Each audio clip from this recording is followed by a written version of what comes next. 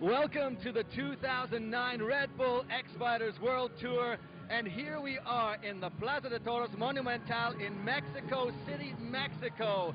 There are 19 million people that live here in this city, and 42,000 of them have packed in the Plaza de Toros tonight to witness the greatest spectacle in all of freestyle motocross.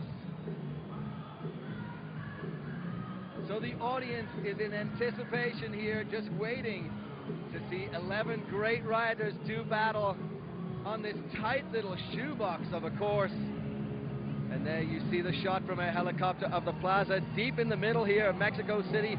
And this is really just such a huge city. Absolutely amazing. When you're in the plaza, well, you need to have a president of the plaza, one of the traditional positions in bullfighting. And we couldn't think of anyone better to be the president here tonight than the guy who won it the first time we came to Mexico City. And well, he's the greatest dancer in freestyle, and you're watching him do what he does best. Mr. Ronnie Renner.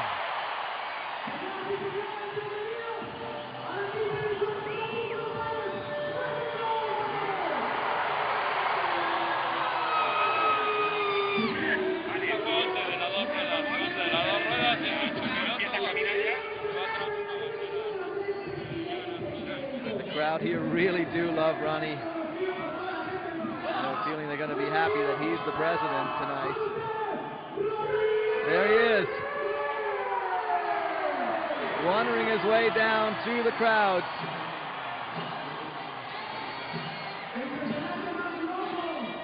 Surprisingly absent is Ronnie's bike, but I don't think it would have got through the crowd there.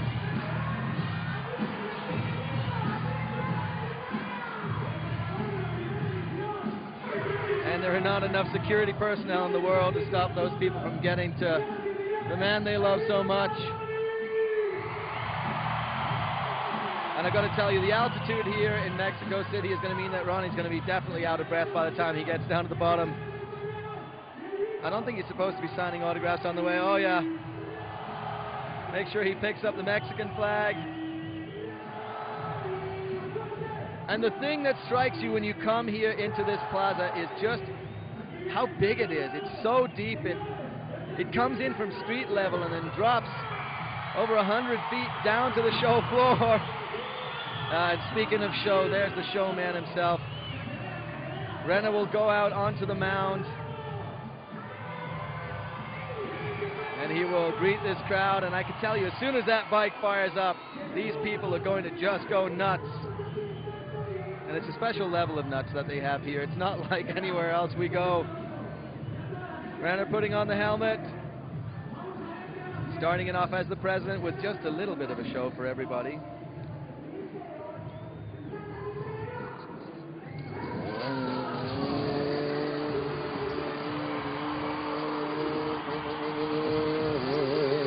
That's it, he's got that 250 KTM started up. He's going to give it a little bit of a laugh. And I got to tell you secretly, Ronnie just got this bike built today. Been in Mexico City for a couple of days. And he finally got around to building his KTM, but that's all right. Nobody seems to care. They're all having fun because Ronnie's back here in the Plaza de Toros on his bike in Mexico City.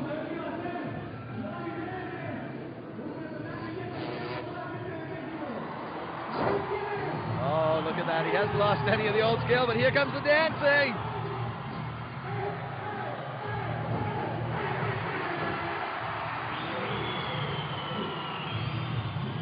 Well, you've seen the dance. You saw a little bit of riding. Who knows what the guy's got coming up next? Oh, wait a second. This is what Renner is known for in Mexico City. Here we go. And listen to the crowd.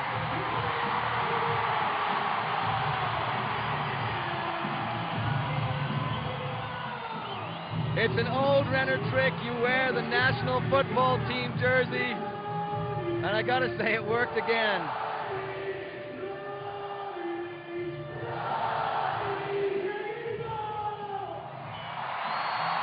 Well, I bet Renner's kind of sad that He's not going to be riding here tonight, but he does get to fulfill a very important role. He's actually going to be the co-host here on the show. So Ronnie now will go to the Toriles tunnel. This is the tunnel that the bulls will enter the bull ring from, and he has the ceremonial key to open the tunnel,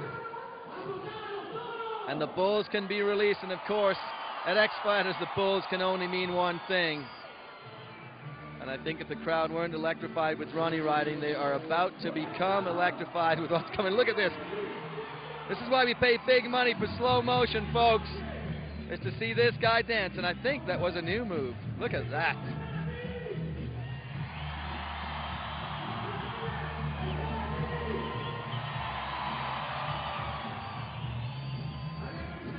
And here we see the traditional start of the San Fermines ceremony. Of course, San Fermines, the running of the bulls in Pamplona, Spain.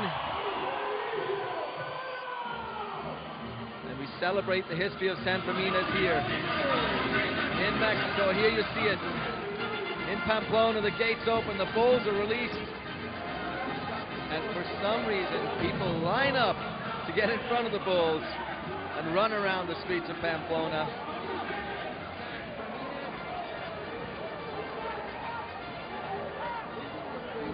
I just don't think that's a very smart thing to do, but they keep doing it every year.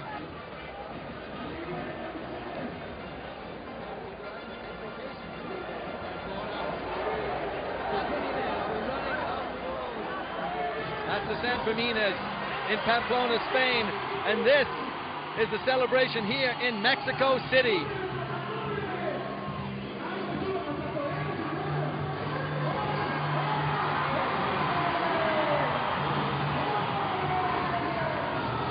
I say this every time we do the San Fermines. How on earth do we find people that would want to run in front of these crazy dirt bikers? They see what the guys do aboard their bikes, and yet they're still willing to run in front of them. No, don't worry, we didn't set anybody on fire. This is the Torito, the traditional Torito.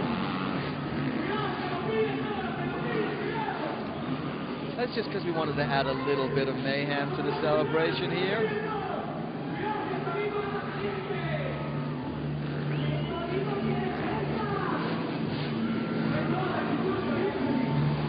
Well, Mexicans seem to enjoy their fireworks.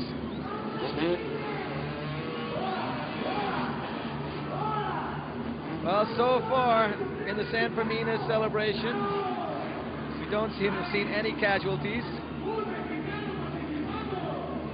Although I do believe Matt Rabeau just scored himself a sombrero. I'm not sure from where. And there our chief, of course, Pachi Larrea, kicking the guys out.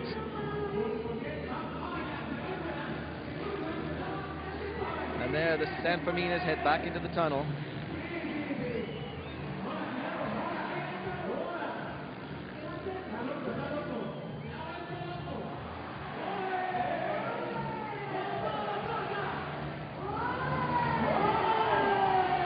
Take a look at this shot of this Plaza de Toros here.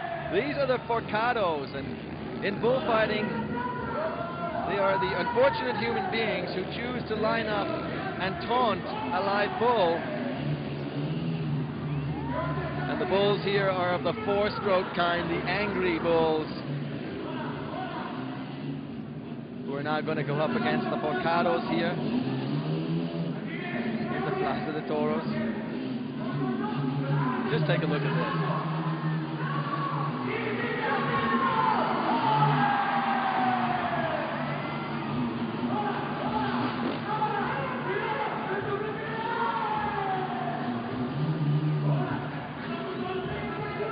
And there one of our forcados has a quick jump into the judging platform. And I don't think our head judge, Regis Harrington, was actually expecting that. He looks kind of surprised.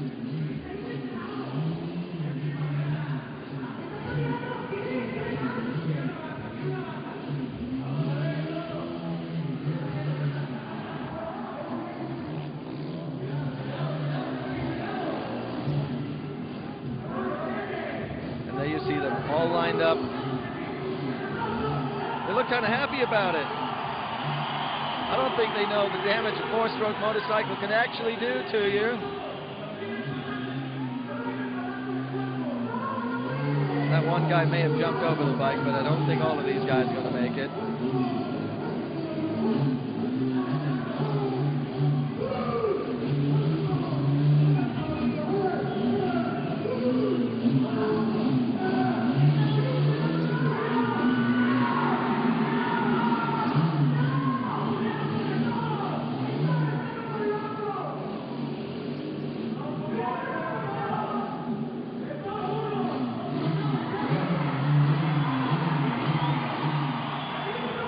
It's a fun celebration here for the people in Mexico City.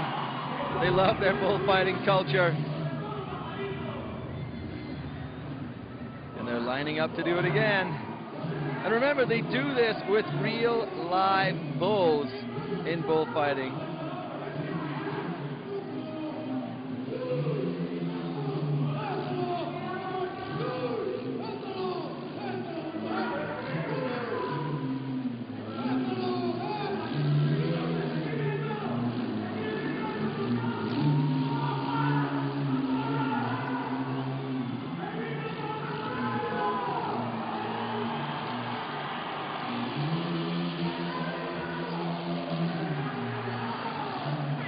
And I guess that's what happens when you try to hang on to a bull's tail.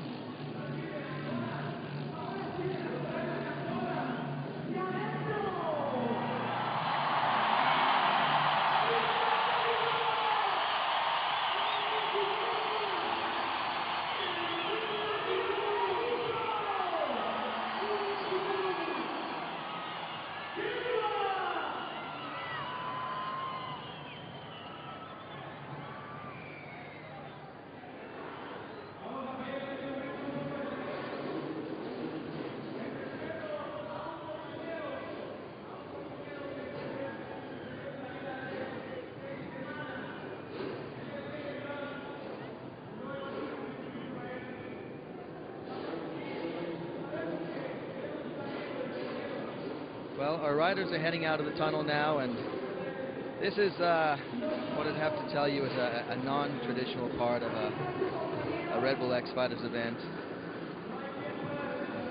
The Red Bull X Fighters family, well, we lost a great friend just about 6 weeks ago, and that's the reason you see 11 riders here at X Fighters tonight instead of 12.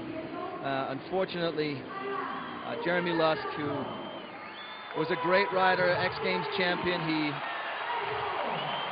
he passed away, and there was just no way we could have replaced him here in Mexico City, and the guys had asked that they could honor Jeremy, and so that's what we're doing here tonight.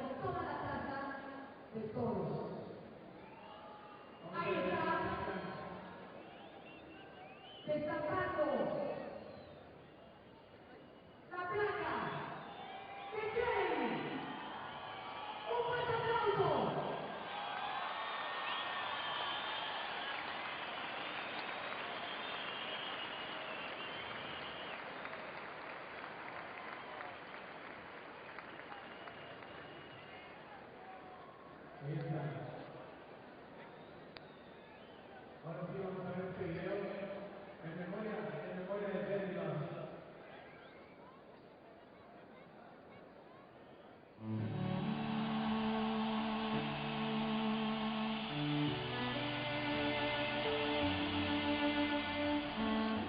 It's just amazing adrenaline rush where there's no fear.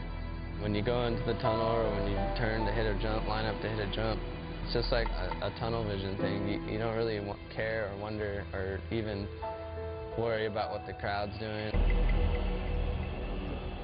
You almost can't even hear the crowd because you're just so like adrenaline, and all you're thinking about is the trick you're gonna do. A weightless, unexplainable adrenaline flying feeling.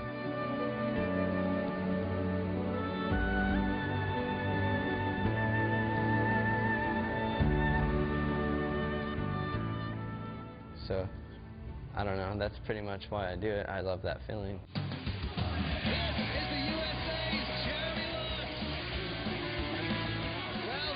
Jeremy Lusk, the pitbull. Oh! There's so much energy in this run from Lusk. It's like the ultimate high, I guess.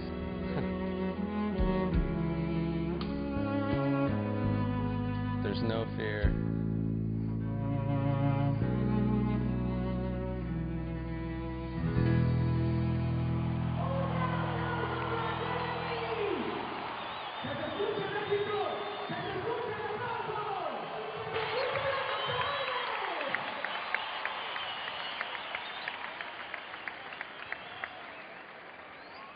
Well, it was a great tribute that the guys put together here for Jeremy. But I think, knowing Jeremy Lusk, he doesn't want people to be sad.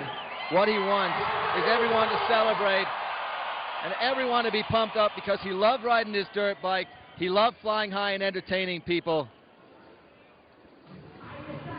And that's exactly what we're going to do here tonight.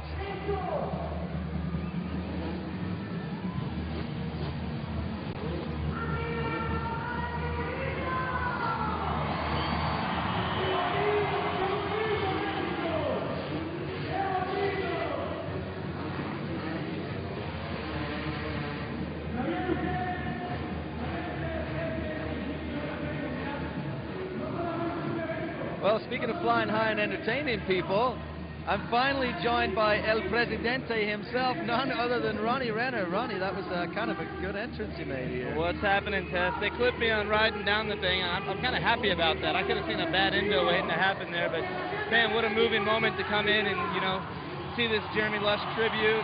Kind of at the same time that it made me sad, it also got me motivated to get freestyle going because, like you said, Jeremy would want people to just get out here and keep working hard at it. And we are going to get it going. Here we are in Mexico City, Mexico. The tour moves up to Canada at the end of May.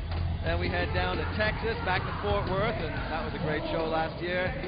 Then we take a quick hop all the way across the Atlantic Ocean to the other bull ring in Madrid, and finally going to end it all up with Her Majesty the Queen in London. No better place to end it, man. What a great tour they put together. North America, you know, taking care of all the bases there. It's going to be a good time. So, you know, as you said, you know, Jeremy, it's been a very tough time for everybody in freestyle, but you knew Jeremy well, and you know that kid just loved to be on his dirt bike, and I think he really would appreciate the fact that everybody is going to go out there, ride hard, and you can see, you know, it's tough for these guys to have gone through that, and there's Andre Villa obviously showing the emotion. I know these guys will shake it off, though. They're going to come out here and really make it all work. Yeah, they will. It's been tough for every single rider out there, even guys that didn't really know Jeremy. Everyone knew that Jeremy was a really great guy, got along good with everybody, and he was a real motivator to anybody around him, you know. He pushed everybody to do their best, and it's definitely sad and brings tears to everyone's eyes, but you know, these are all professionals, and they're going to come out here and still put on a show because, you know, why not do it in the honor of Jeremy Lusk? Well, talking about the guys who are going to put on the show, you're looking there at the top 6 riders who have to sit out round 1. Matt Ribot is the #1 qualifier. Ego Sato from Japan qualified 2nd. That was a great run for Sato. All the way down to Cameron Sinclair sitting in 6th. But the most amazing thing about this round 1, 5 riders, they all get to do one run, 90 seconds for all the glory. Danny Torres is sitting in 8th position.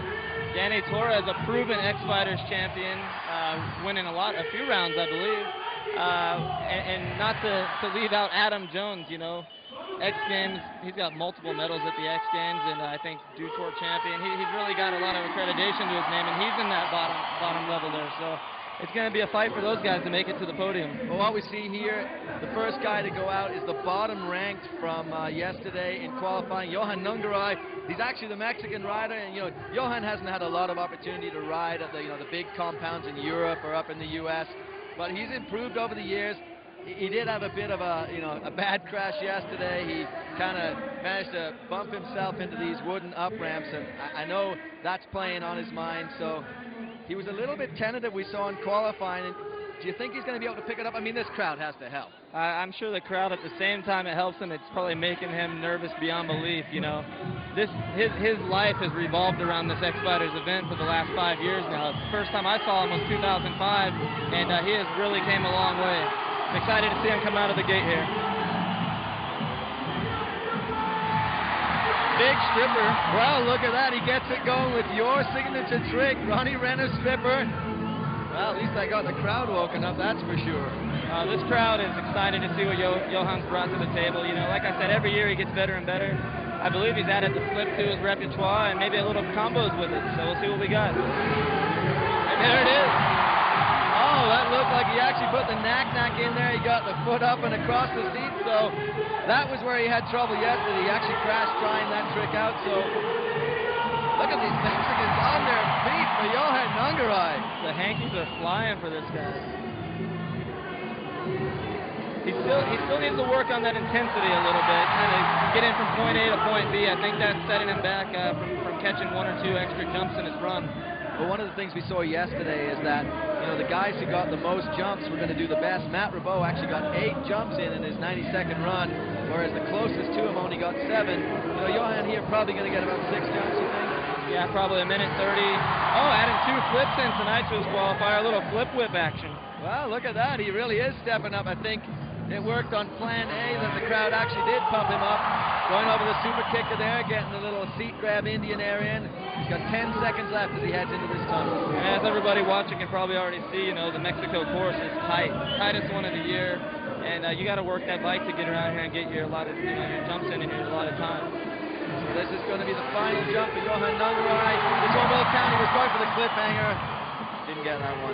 Yeah, he's probably bummed on that. He had a good run going there. Actually, was pretty solid through all his tricks. But you know what? The crowd's still pumped with him, and he will rev them up. Oh, getting a little dance on. Oh, he's fired up then.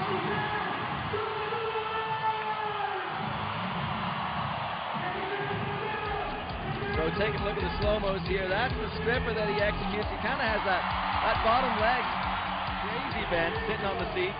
Real good extension, though. His flips, he's looking really smooth, real good technique with his flips. That's always good to progress. Like I said, he's still a rider that's learning, and he's got a lot tougher fight on his hands trying to learn. He's in Mexico. There's not many Mexican freestyle riders.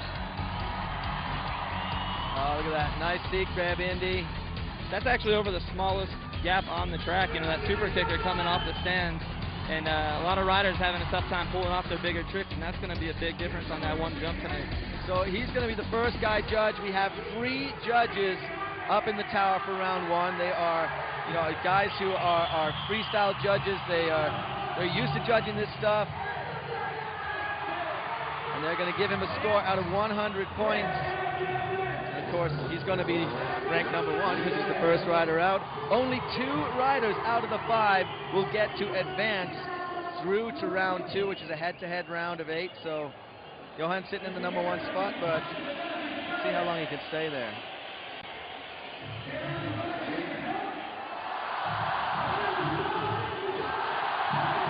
Now this guy's got a lot of hair. Jeff Fair riding that Yamaha YZ out of Canada. I think we should call his nickname Jeff Hair Fair this week. Yeah, the Hair Fair bunch. He's got the strawberry locks floating in the Mexican breeze. Yeah, he really had a good time when he came out at first in practice. He didn't do so well today when he was actually in training. He needed a little bit of oxygen. Again, the altitude up here really does take it out of you. But, I saw him in the hotel just before everybody came over, and he looks like he's in a much better mood, and he's kind of ready to do battle. And he rode great in qualifying. What I've got to say about qualifying is these guys were so amazing, and yet he can only manage 10th. That's how incredible he was. Well, Jeff's a very underrated rider. Coming out with an underflip. Looks like he might have got a little gust of wind here. You know, this stadium's a little notorious for the wind kind of making the tornado effect in here, and it looked like it caught him right there. I've seen those underflips come a lot bigger from him. Well, interesting thing there, he was the first one we've seen to use that wall ride. You saw him using it there. Oh, nice. Going for the cliffhanger, getting good extension. You know, Jeff's definitely an underrated rider. He's been around for years, kind of coming from the deep woods of Canada. Getting a little swirly there, working the hard line to get back in the ramps. Well, the tough thing here is those tunnels. I mean, it's such a tight entrance in there where you've got the two ramps. You can only go in on one side, so you've got to work your way around. Oh, big knack flip. Wow, he kind of whipped that bike a little sideways in that knack flip too. And again, the judges are looking for every little bit of technical merit they can, and they're really going to dock you points if you make just slight mistakes. Oh, definitely. And, you know, like I said a minute ago, you know, we have this 39-foot super kicker that's really tight coming off the stadium, and he just did a double grab over. You know, that's a pretty big trick for a smaller jump, and he's utilizing his horse well. Rock solid there.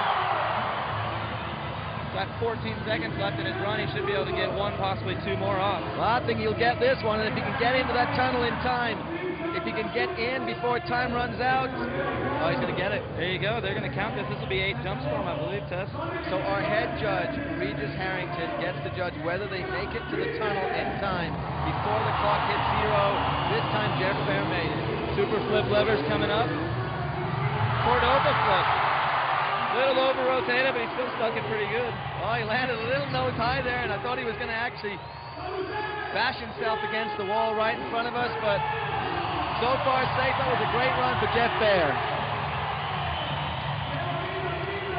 You got to spice up the NAR level there. He got a little loose with it at the end.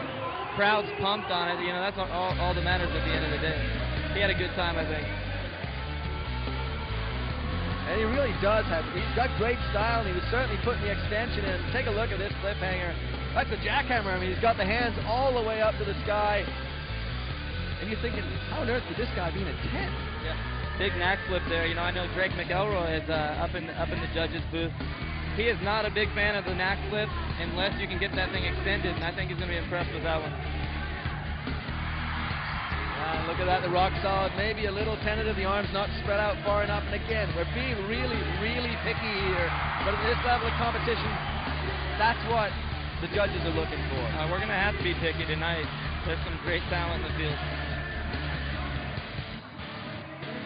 So we're waiting for the judges' scores. Obviously, Jeff is going to be one of the top 2, so he'll get to go down to the hot spot there and hang out with Johan Nungarai for a little while to see if Peter Pilat can knock one of those 2 off. Heck of a first round, Tess. This is going to be a good battle with Fair throwing that run down. Pilat is a kid that impresses me more every time I see him ride. Czech Republic, probably hasn't had the best training situation the last couple months. Wouldn't know it by watching him in training and the qualifiers yesterday. He rode pretty solid. Well, the amazing thing, he came out to the Red Bull compound in the U.S. to do some training. On the week when California probably had the most rain it's had all year long, if not more than that. So, and he's so lengthy. I mean, the kid is so tall. You know, every time he extends the trick, it looks just mind-blowing. Yeah, I love watching Peter's extension on his tricks. He's well over probably 6 foot 2 inches. I don't want to translate that into centimeters or meters for any of the non-American listeners, but he's tall. We'll say it that much. He is a very tall human being. You'll notice it's a little camera he's got on his helmet there, so he's shooting all of this as we're shooting him. He's rocking the GoPro Hero Cam. I thought he would come out with something a little bigger, Tess. You know, big surprise. What you've got to remember is over the past couple of years, he was criticized for trying to do too many flip combinations in his runs by one of our head judges, Andy Bell, who will be with us later on the tour. So he listens and learns. I got to give the kid that. There we go, that's big. Can flip, good extension. Getting the bike even a little kinked out on it. Oh, that was nice. The Shaolin, the double snap kick there over the super kicker, using all of the course. Very important, because even though it's overall impression from all 3 judges, that use of course is a very important criteria. definitely. I think the judges stressed that to the guys after qualification last night. Going for the dead body, coming back to one-handed lander. You know, he was going for the dead body, though. He didn't get that extended, and when you're... Oh, nice. First guy I've seen flip that. Flipping the super kicker with the one-hander. What I was going to say, the dead body was created by Drake McElroy. He's sitting up in the judges' stand, so if you don't pull that well, I got a feeling he's going to be kind of harsh on you. Yeah, might do it. Drake can be a tough critic, but you know, he's a fair judge.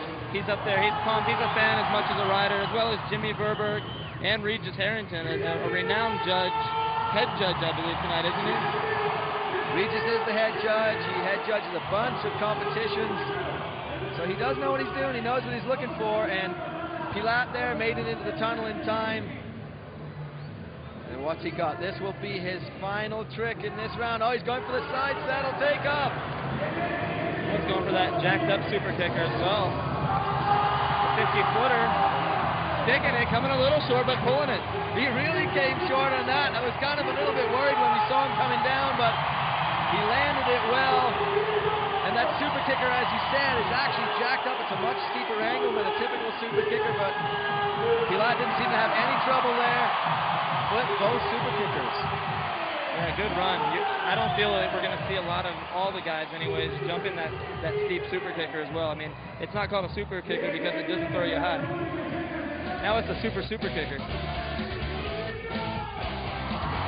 So there he was starting off with what was a pretty weak seat grab. Looked like he was going for the Indy, but didn't scissor kick the legs. Oh, then he kind of picked it up a little bit. A little switchblade addition to the double can flip. And here doing that Shaolin, and when you're as tall as Peter Pilat, getting those legs up and over that bar pad is so tough. I have no idea what that would be like, Tess. Well, we know another tall guy that, you know, we've seen doing some freestyles, Mr. Pastrana, and he can't even do bar tricks like that. Travis is our good friend, Tess, but we'll have to call him out right now and say that Travis won't be doing that trick.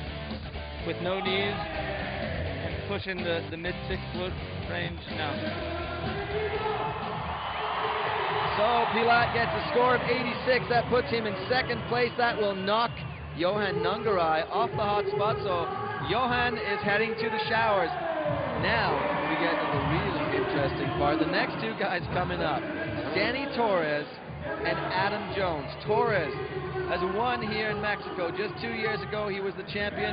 He had to be one of the favorites coming in here. Adam Jones is the reigning Dew Tour champion and one of the most incredibly flexible and precise guys that ride today. And they're just fighting, trying to get from this round into round two. I'm guessing that Pilat and Fair are shaking in their boots right now because they got two heavy hitters coming up. Danny's got, I'd say, the eye of the tiger right now. Oh, he really does. And he's got an awful lot of support here in the Plaza de Toros. But Danny was having trouble with his machinery. You know, he didn't ride the first training session today.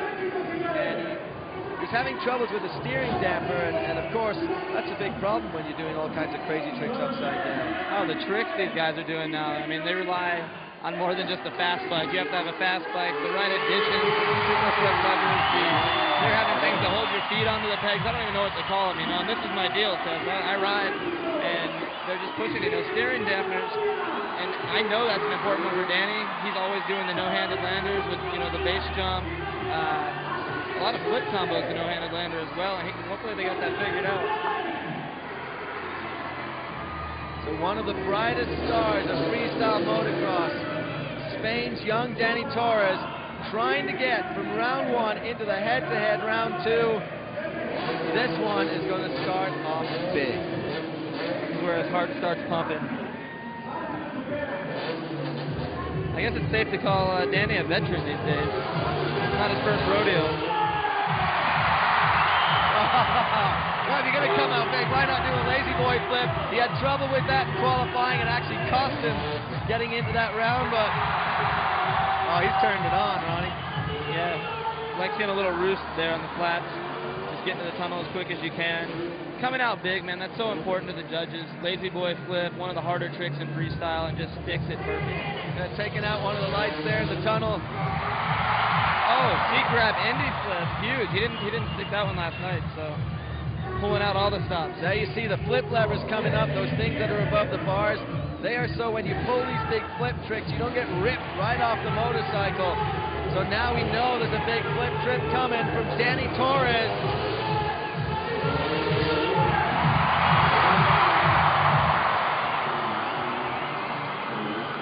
Now he's got a rush. He only got 6 tricks in the qualifying round. That was his highest score last night. He knows that. Look at him go fast into the tunnel.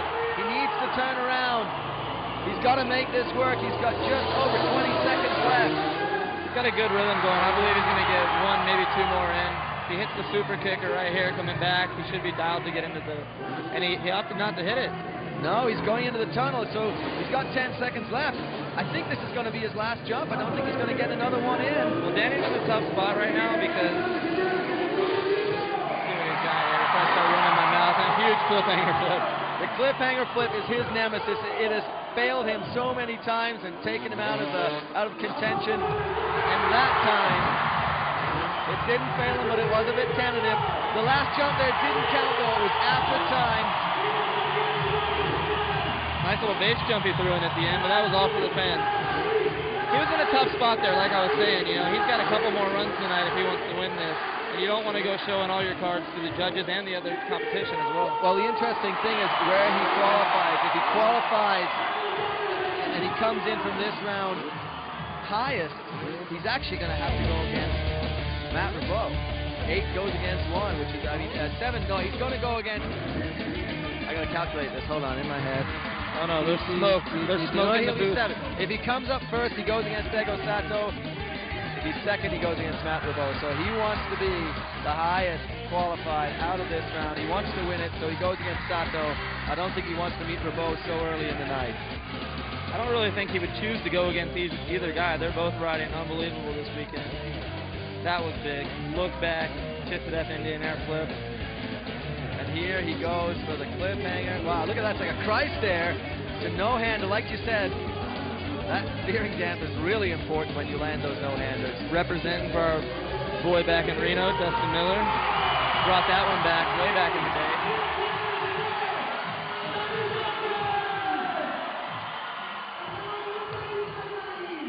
What do you think, Tess? I feel he's going to have enough to take that top spot right now. He should have enough to take the top spot. What's it going to be? The judges were kind of harsh on him in qualifying. But that really was a pretty epic run. That's tough for our Czech buddy, Peter. Oh. Well, that keeps Fair in the lead. I'm kind of astonished. I'm surprised as well. That was an unreal run. Wow. Okay. Well. And again, he opted to, go straight to the tunnel, and that last stage or the last base jump there over the super kicker didn't count for him. So I believe that's only 7 jumps. And the judges stressed you need to get those 8 jumps if you can do it. So it did say, he's second. He actually jumped over Peter Pilat there, but wow, that puts him in a kind of, that's a tenuous situation right there. Adam Jones is going to come out. He's not going to waste any time. There's Peter Pilat heading towards the shower. He's got a smile on his face, Tess. We know he'll be back. Oh, the kid's so young. He's got an eternity in freestyle still left. Wow. I'm really surprised that Danny was scored that way. We'll have to find out from the judges what was going on. Maybe it was a number of jumps. I don't know. But Adam Jones right now could knock Danny Torres out of X-Fighters Mexico City, and that would be just huge. It's honestly a little bit controversial with this trying to get 8 jumps in, having to hit the smaller of the jumps to do so. Basically the way that the floor flows, it's not much of a flow actually, so the guys are having to hit that one jump, and some guys have the attitude like, I want to do my big trick on the big gap. It's like you say, the super kicker back doesn't actually flow into either of these tunnels. Here we go. Adam Jones. Big Shaolin flip. Actually inventor of that.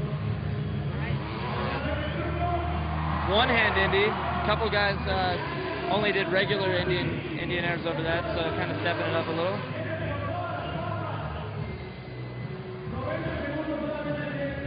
So Jonesy trying to get himself in the top spot in round one. Oh, that's the way to do a dead body. He throws them as big as anybody in the biz.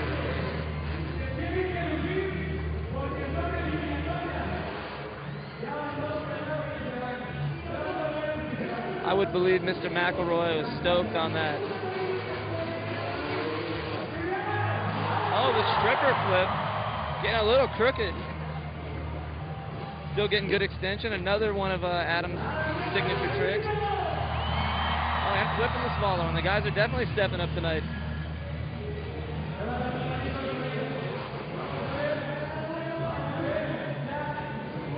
Not only did he flip the small one, Tess, he also saran wrap flipped the small one.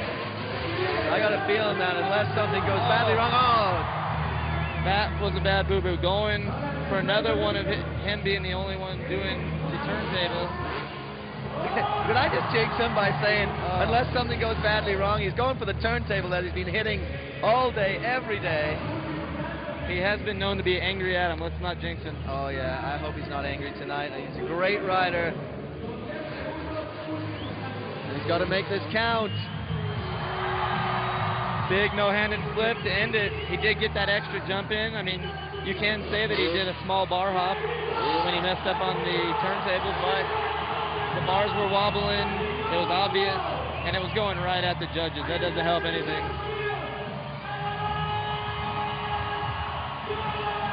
Well, we're going to see what the judges think.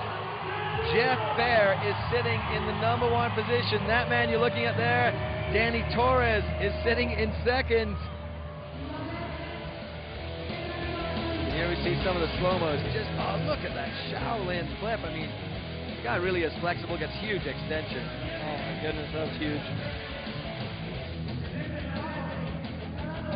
I really don't know what to think here about the judging. This could go either way. Adam put in a pretty solid ride. Small mistake, but not completely a dead sailor. So doing some great tricks over the smaller kicker too. That's going to help him a lot. Yeah, the great McNett that he pulled there, and look at that huge no-hander. Very, very early commitment, but the mistake he made with that turntable.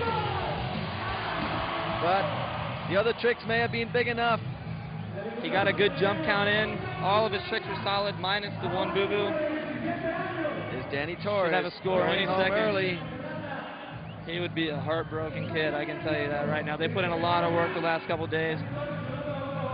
Him and Pops, Big Ramon. Wow.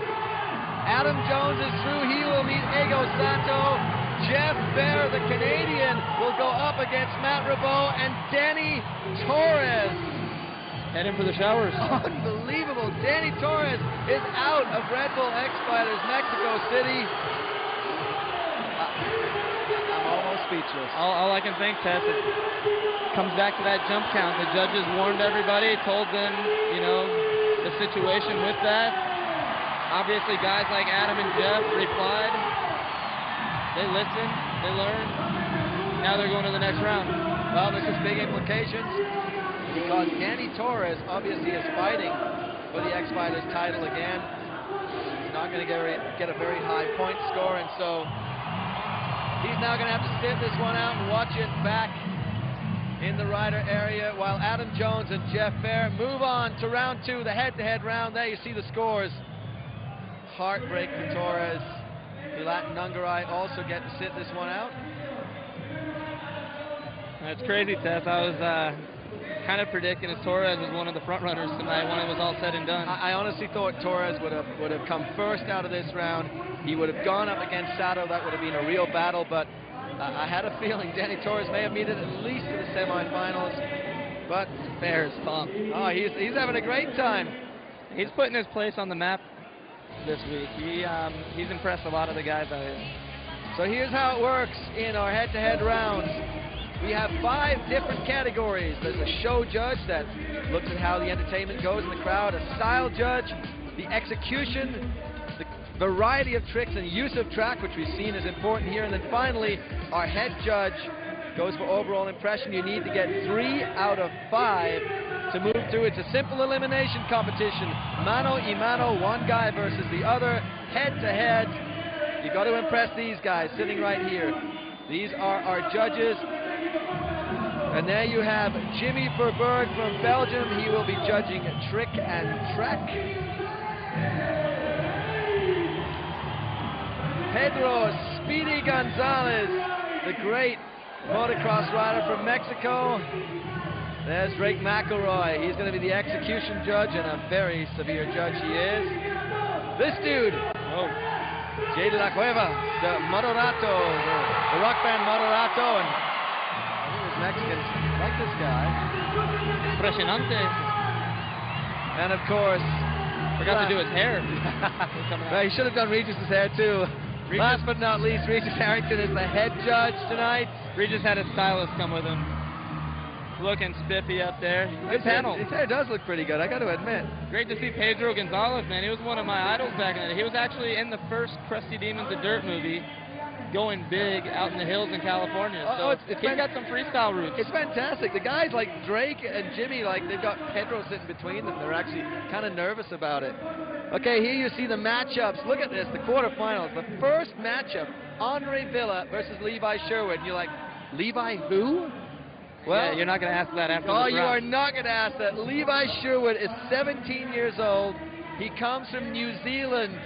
It's an island country. It's kind of south of Australia. And unless you've seen Flight of the Conchords, you might not have heard of New Zealand. I'm kidding, of course. New Zealand, a great country. Levi, a great rider. You're going to learn why. But you can never discount Andre Villa. Out of Norway, but he lives in Torrevieja, Spain mostly, yeah. And he actually practices there. Villa is still looking for redemption on Madrid from last year. You know, he made it to the head-to-head round with Matt Ribot, was looking solid all 2 days there with qualifying and the show, making it to the finals, and then lodging himself between the wall and the ram. Totally heartbreaking. Oh, just crazy. Got some surgeries, some new hardwares after his big get-off in Poland at the Super Session. He was actually my teammate on the good old red team, and we had to bring in Tom Paget at the end, and I think either which way we had a great team, and not really about me right now. It's about Andre Villa, and he is about to light it up. Well, Andre Villa, you know, we claim him as the spoiler in any contest. He certainly has the talent, the skills on the bike, but he also has such amazing style. He qualified in 5th position. Sherwood qualified in 4th. This is the tightest of the brackets tonight because these guys were so close in qualifying. The question is, can Villa light this thing up? He's got a problem. He had to replace this back shock on this bike with a stalker. Oh, big underflip. One of the first guys really to pull the underflip and really show how that trick can be done. Huge. Double can, no hands.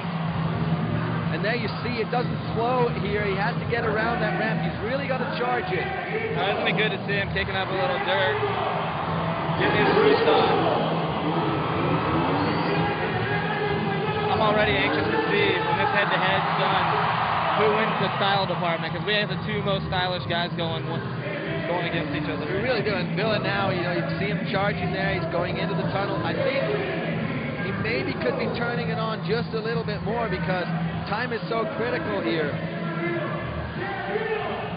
Oh, what's happening? He's adjusting the steering dampener.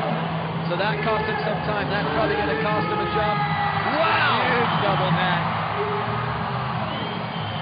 Villa, another one of the lanky guys, kind of throws it out there and it makes a statement. That really did make a statement. He almost ended up in the judge's lap there. He went way down that landing, but he was just bringing such power. Time is running down, though. I'm kind of concerned. Oh. Double can holy man. So he's going to go up. Pulling the plug? Wow. Not sure. He went into the other tunnel, and I think this is the problem because I think he may have got there in time, Tess. He got there in time, but this is, from what I can figure, is only going to be a 6th jump.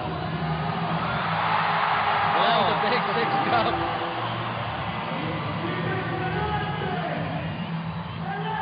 We have to see what Levi brings to the table. Oh, yes. Villa, you saw, at the start there after this Lusk tribute, how affected he was and how emotional he was, but obviously Andre Villa has managed to shake that off and do what we talked about, celebrate freestyle motocross, came out with a huge run. Question's going to be, how many jumps did he get in?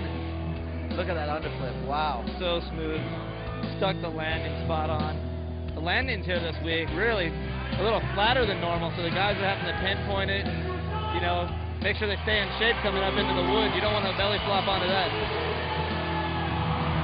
And I think if you're going to talk extension and talk style, look at that. He's so far off the bike, he barely gets back on. Yeah, you're not going to see that trick by any other rider tonight, and if you do, it ain't going to be half that big.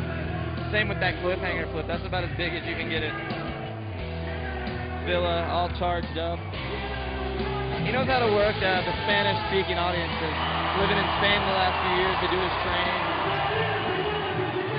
Him and his lovely lady, Misha. So here we go, the trade over to the hot spot. Andre Villa now gets to sit and wait. Did you notice the spike out in the high five? I know, that was kind of interesting. Okay, what you got to remember, Levi Sherwood is 17 years old. It's his first time in any big competition anywhere, and he's in front of 42,000 Mexicans riding a four-stroke Kawasaki. It's the only four-stroke in the competition. You can hear that distinct noise. What are the advantages and disadvantages of being on that bike? Well, correct me if I'm wrong. I think it's the first time somebody's brought a four-stroke here to Mexico. I actually think you're right. It's the first four-stroke we've seen in this competition here. And I've honestly, you asked me his disadvantages. I haven't seen any. He's stomping the whole course. There has been disadvantage on some courses. If he's in for the whole tour, could run into him later down the road with a bigger gap. Oh, my God. Ouch. I think they forgot to attach his spine this morning. That, ladies and gentlemen, is Levi Sherwood. And that's why we said, you're going to know his name pretty darn soon. He's raised his intensity a lot since last night as well. Like, that was one of the things that scored him a little lower. The judges were all pumped with his riding, but he only got 6 jumps in. Huge Cordova flip, sticking the landing perfect. Again, Levi was one of the guys that had a crash. He actually was trying the underflip, and he crashed in practice. And, he was really shaken up a little bit yesterday. So, great to see him back here on the bike. And he looks like he's confident, but he really needs to charge it. I mean, he's got to go hard here because Andre Villa put in just a great run. I'm glad I'm not a judge right now. Oh, my goodness. How can a talent like this grow and be so unknown and come out here at the biggest event of his life and just turn it on? Hitting the big kicker, stretching out a big one-hand seat grab. I don't know if he was going for the executioner there because he was really reaching back, but that's his 3rd jump on the smaller gap. Going to get a lot of jumps in. Plenty of time. He's got it. He's in the tunnel. This will be the final jump in this round for Levi Sherwood. He's putting those flip levers up, and look at Andre waiting and hoping. Oh, this is going to be interesting. I'm glad I'm not judging right now. Hand flip, getting big extension out of it as well. Great variety from the kid. Oh. Is sliding into home base going to count? I'm actually looking across to Regis to see if he says safe. My view was a bit blocked here, so I didn't see how that kind of came about. Well, he managed to get that one. He was pretty safe, and on the turn, it's just a little bit slick on those ramps there. Trying to get the old 4-banger started. Good luck with that. Oh, look at that. 8 jumps compared to 6. That is what really helped Matt Ribot, and Sherwood's been riding with Ribot a little bit, so... sometimes, Tess, you can discredit those extra jumps if they're small extension, anything like that. I didn't see any of that out of Levi. His 2 extra jumps, and like we said, are usually coming from this smaller kicker, but they were big tricks. Double grab, backflip over it, and a big seat grab. What do you call that? That is not a super can. Now that would be a super can, or maybe in another world it would be a switchblade or something, but his legs are going the wrong way. If he was old enough, I'd call him Mr. Twister, but he's not even of age. You call him a Mister. And look at that. Damn. kind of puts his own little twist on everything. No, I mean literally twist. I mean, if you think about style, he's... Wow. Oh, he did get the execution. He got the boot. If he's going to get the style, you know why? It's because everything is his own style. That's just tough, man. I'm one of Andre's biggest fans. But just knowing the path the judges are taking. But I did look at Andre's body language when he came away from the hot spot there. He kind of shrugged. He's like, wow. So is Levi Sherwood going to move to the semifinals? Let's find out. First vote goes to Sherwood. Second, he only needs one more to take it. Oh, Villa gets that Andre one. got style. There Levi it got is. show. That's it. Levi Sherwood in his first competition moves through to the semifinal. I think we had our first, well, Torres erased that one. I was going to say our first upset of the night. No. But, you know, by tradition, it's an upset because we expect Andre to do really well, especially when he's fit and actually riding well. But it's an upset to you watching at home because you never heard of this guy. You've never seen him ride this way before. But to us who sat and watched him here, he's just phenomenal. I mean, he's really able to pull it together. Levi brought some intensity to his run, and you have to have that here. I mean, the guys are all throwing such big tricks now that it is coming down to who can race the course a little better and utilize those extra jumps to be good jumps. Okay, because this is Red Bull X Fighters, we couldn't let you come back with another boring round. So instead, we pushed it up a little bit. Now you got Cameron Sinclair from Australia versus Tom Pages from France. They're both out of control. Sinclair qualified in 6th. Well, if you tuned in to watch boring matches, you're not going to get it here. You're definitely not going to get it. Pages, 3rd. I mean, Pages has been out injured. He was out for 3 months. He's only been back on the bike for 3 weeks. He hadn't even flipped the bike for 3 months until yesterday, and that qualifying run was just insane. Yeah, Paget is a guy we have all had big expectations out of. He's actually taken a few months little hiatus to regroup, get the fire back, and as of his qualifying runs last night, it looks like he might have that fire back in his drawers. He's a funny kid, I gotta say. Cameron Sinclair is known lately for the double backflip. He's just pulled tons of them. He flips them all the time. There's a ramp here he could use. The problem is he can't get enough power here at the altitude in Mexico City. Yeah, you know, I think unless this crowd pumps him up, you never know what you're going to get at X Fighters. But if he's a smart man and not feeling comfortable with that trick could be, you know, I don't even want to think of the repercussions of that. So he's probably going to play it safe. He's got huge tricks which could take him to the top like that. I love that no-hander. You call it suicide when you stick the arms back like that because your hands are so far away from the bars. But he doesn't seem to have a problem with it. Well, pretty standard heart attack there. Yeah, getting a little Indian air with it, but you know, not really punctuating that one. That you got to pull out all the stops here, man. That's all I can say is every little jump, big jump, get as many as you can and stop as hard as you can because somebody's gonna be hot on your trails. Wow, there was a combo there. That was pretty sick. That was incredible. That was a really nice trick. So Cam racing the course too. I haven't really seen him charge quite like that, but great talented guy. You know, I've only got the opportunity to watch him ride a few times, and every time he just steps up his game and gets more impressive. Lip levers are up. What's he got? Catwalk. Oh, nice. The catwalk. You run along one side of the bike. It was invented by the Tomcat, Tommy Clowers. See, another one over that smaller kicker. So he's getting the number of jumps, but they're such weak jumps, weak execution. We're going to have to see what Tom brings, though. That's kind of the beauty of the head-to-head format is sometimes you can get away with that. Well extended. Can one hand flip. Out of time. Well, that'll do it for Australia's Cameron Sinclair, the second heat here in round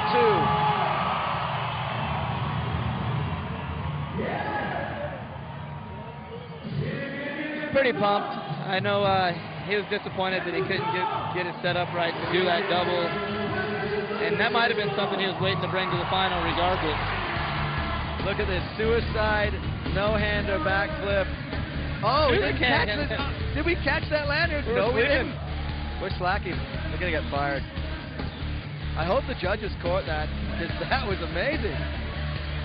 So he did 2 big combo backflips where he did 2 tricks in one while he was flipping there.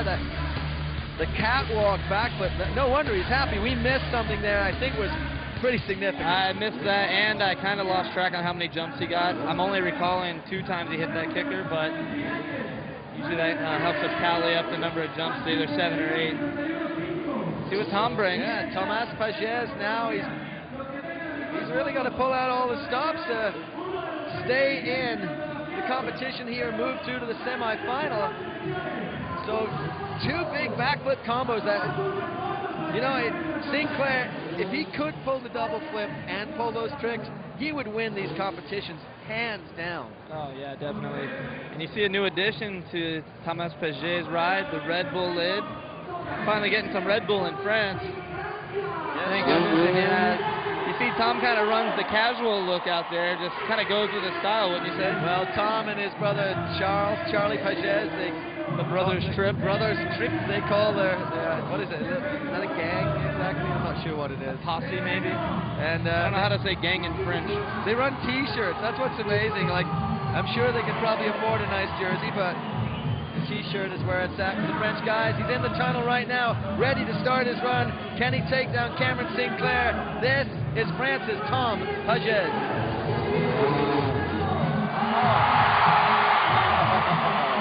Going a little bit double canned into that holy man. Holy grab. Oh, side show. Nice. He managed to pull everything off there. Take off the hands and the legs sideways like that. Call it a side show. The crowd likes it. Thinks is, what is he, quietly confident, or is he kind of worried? I think everybody's going to be worried all night. Wow. Not really holding back, is he? No, he's not holding back at all. You wouldn't think it. He's just kind of. Oh! Almost got the cameraman and the ramp. This is where the wheels fall off in freestyle. You make a mistake at this level that is that big and that obvious, and I think Tom now has got to be thinking, I got to throw something big here to hope to advance. I would love to keep some drama going, Tess, but that little mistake there could probably cost him this round. It looked like something fell off the bike there. I don't know if it was a piece of the plastics or what, but the wheels are still going. The wheels are still spinning. He's going to keep riding, that's for sure. Okay, he's down to 11 seconds. He may be able to get 2 more tricks in. That's a standard flip. I'm not quite sure what he's going for here. I don't think he's going to make the tunnel either. No, he didn't make the tunnel, and I hope Tom is not a gambling man. I hope he's going to take this one easy. But if I was a gambling man, I would say Cam Sinclair is going the next round. I got a feeling Cam Sinclair's going through. That one was all for the crowd right there. They appreciated it. You know, it started off as a great run. He made that mistake, and I think that just plays. I mean, you've been there before. I mean, you make those, but not that you know. Unfortunately, many times. But when you do make a mistake, obviously it weighs heavily on you. I will say it's better to do it mid-run than first jump. He'll be all right, though. He's just stoked to be back. Throwing huge tricks like that, you know, that makes everybody happy. Yeah, I mean, what a huge start. A holy grab Indy. I mean, that is a great. Look at that. That's a great sideshow over the super kicker. That looked great. That looked like he really was in contention. Representing for Chuck Carruthers there. Side showing it. And then what went wrong there? Well, he came off the down ramp. Yeah, not really focused on what he was going to do and blew it. Trying to get the look back heart attack. Kind of got bunched up a bit. Not Tom's best work. No, definitely not. But again, you know, he's been off the bike for so long. He just started flipping yesterday. And you see there, the dead sailor, that's when you do a jump, you don't get a trick. Cameron Sinclair got more jumps, no dead sailors. I guarantee you Cameron Sinclair is going through the semifinals. Something we need to keep tabs on is in that round, Cam only got 7 jumps in. and the competition he's going to face in the next round, he needs to get up to the 8s. So there we go. You see the helmets going there. Style going to Sinclair. Sinclair makes it through to the next round. He is happy. Tom is disappointed. All the way across the board. Cam takes it. Tom's definitely disappointed. He's a fighter, though, man. He's going to be back stronger the next time he's in the arena.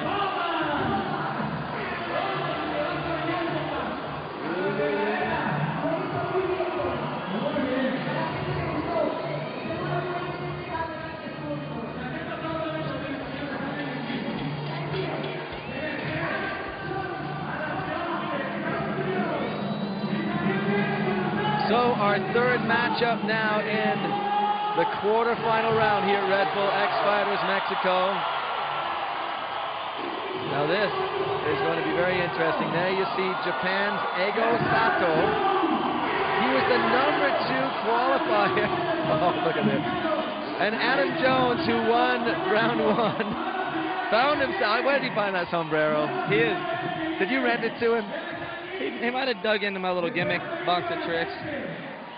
You got to play to these fans, though, man. If you don't, you'll fall behind and people won't remember you. You won't be back next year. You know, and it works, too, because you pump up the fans. Remember, the show judge, Jay De La Cueva, he is judging crowd response as well as what kind of show these guys put on. And they're a very vocal crowd here in Mexico City, and there's 42,000 of them, so how could they not be? Well, he's a rocker, and Ego's got his best punk rock look going on. They're trying to win that. They're trying to win that crowd participation point early. Here comes Jones. Starts it up big again with that Shaolin flip. Greasing on man, he's good too. Wow, look, he's wasting no time there. He's trying to get back to double grab. Kind of fought that a little bit. He's charging though. Look how fast he's going to this tunnel. He knows that. Actually, he's going a little too far now. But he's wasting time there. But here he comes again, Adam Jones. Huge dead body. He's got to go an extra 5 feet to get that much extension. More power to him. He really is racing this. I mean, he's going so fast down those tunnels. He wants to try and get as many jumps as possible before 90 seconds runs out. Oh, great flip. Had his levers up. He was going for something big. Saran wrapping. Cool one to see on that gap. Oh, they see he shrugged his shoulders as he was heading into the tunnel. Oh, well, that's kind of a disappointment again. Again, it's like you make a little mistake mid-run. Is it going to affect him? Messing up the turntable one more time. Still, though, Tess, it comes down to what Ego can throw together in his run. You know, we've been in the position we've seen both guys in a head-to-head make small mistakes. And there Jones is, I think, calling it time. Just letting the clock run down. Yeah, that's it. He's going into the tunnel, and this one is for the crowd. A little bit of a show, but, you know, let's not count him out, though. Ego Sato has not taken a run yet, so... Stripper flipping it. Signature Jones trick. So Adam Jones obviously disappointed there.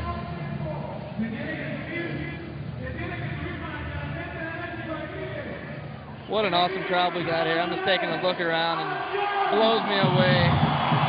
From the first row to the top, everybody waving their hankies, just getting amped up.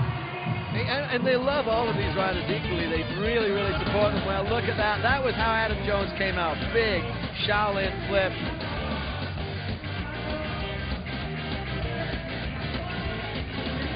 Look, he was really thinking of going back to that grab. Can we say that he came out kicking? Yeah. Fantastic dead body. You know, those tricks were all so great. But there goes that turntable again. Oh, you can see he's disappointed there too. And the fact is he's looking at the judges when he does that. So obvious disappointment. The shoulders hanging heavy for Adam Jones. I was peeking over the judges' shoulders last night during the qualification, and a couple guys made small mistakes and were shaking their head, and they're like, "Don't do that." Don't remind us. Oh, the crowd started doing the wave. Wow, these guys are professional at doing this stuff. Take a look at that. Let's get in on it. Woo! Well, we timed that well. We're pretty good at it ourselves. Okay, Adam Jones has his quarterfinal run in the books now. The number 2 qualifier from yesterday. This is a guy in his 30s. He's from Japan, and I've said this now for I think 2 years running that he seems to go into the off season and step it up, but never more so than he has this year. The runs he put in yesterday in qualifying was just mind-blowing.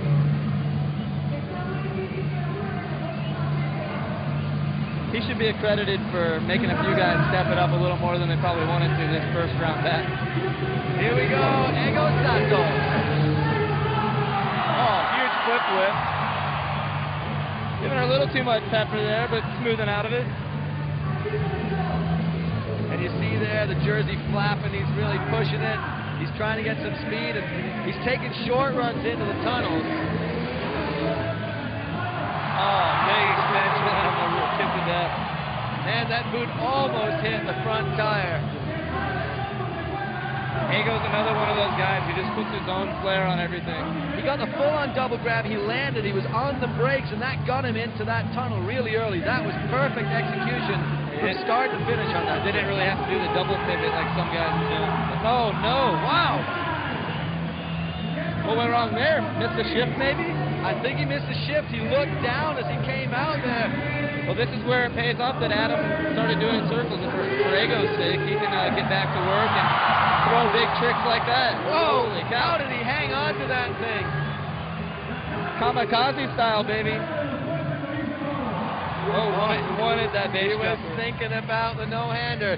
So, 20 seconds left for Ego. He could probably get 2 more jumps in. He needs to make the turn in the tunnel. Adam Jones is kind of thinking, whoa, maybe I'm not out of it. The flip levers are up, running down to 10 seconds. He might not get... Big Cordova flip. Can he turn around and get one more as he's charging for the tunnel? Is he going to make it? Looks like it. Yeah, this one's going to count. 80 nothing. It's not exciting, let's face it. He's a great rider to watch, always has been. Big lazy boy flip. Wow, nose high on the landing, but he manages to pull all of those tricks. That was a great run for Ego Sato. Wow. A little relief. He's mad, actually. It looks like. He is mad. I hope he has another set of goggles out back. He may not have watched Adam's run to know that he had a little cushion there.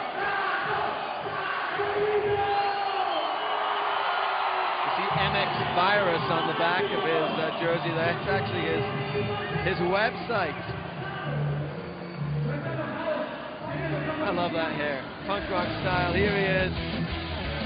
Look. Kicking out the flip. Look at how crazy flip that is. His body just twisting and contorting its way over the bike. And look, almost hitting the front tire with the... You know, Ego's one of those guys that... Yeah, that could have been disastrous. Missing a shift, taking his lever. He's one of those guys that you can see a picture from far, and you know it's Ego Sato. He always adds his own little flavor on everything. Look at how hard that landing was, too. I mean, almost missed it. Okay. Crystal ball time. Who's going through to the semifinals? Well, due to the fact that Adam kind of crushed his last 10, 12 seconds there doing circles, and Ego kept fighting despite a mistake. I think the judges are going to see that. Yeah, take a look at that. He still got 8 jumps in. And a dead sailor. So again, the dead sailor, you don't manage to pull any kind of trick.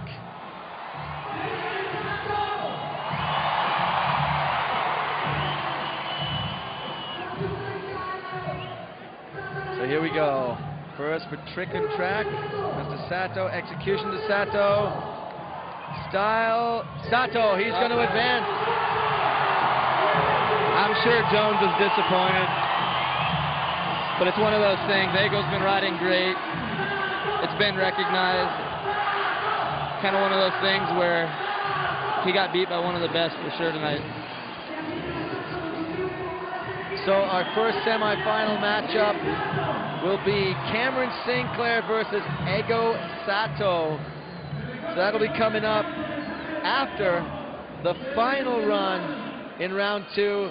The head-to-head matchup right now between Canada's Jeff Fair, who came second in round 1, and our number 1 qualifier, Switzerland's Matt Ravoux. Does the winner get a haircut? Well, let's face it, they both need a haircut. But I think if the winner was going to get a haircut, Jeff has surprised us once already tonight. you know he has. I mean, and one advantage he has going for him, he's already been on the course. He's already worked out some of the cobwebs, some of the nerves. Matt's had a tough go at it this week. He did qualify first last night, but he also took a big digger in the practice sessions as well, crashing on a flip. Yeah, I mean, he really was injured. This morning said he was so sore when he woke up. You know, his rear end and his lower back are pretty beaten up. It didn't seem to slow him down last night. He was the first guy to get to 8 tricks in his run. And he is the reigning champion of Red Bull X Fighters, so he kind of deserves to be in that number 1 spot. And it's not a surprise to us to see it. It is, however, kind of a bit of a surprise to see Jeff Fair, who knocked Danny Torres out of this competition.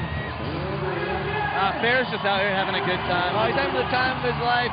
The next Red Bull X Fighters stop is in Calgary, Canada, which of course is where Jeff is going to get to perform in front of his home crowd. So the Mexicans don't seem to be too harsh on him, though, even though he knocked Danny out.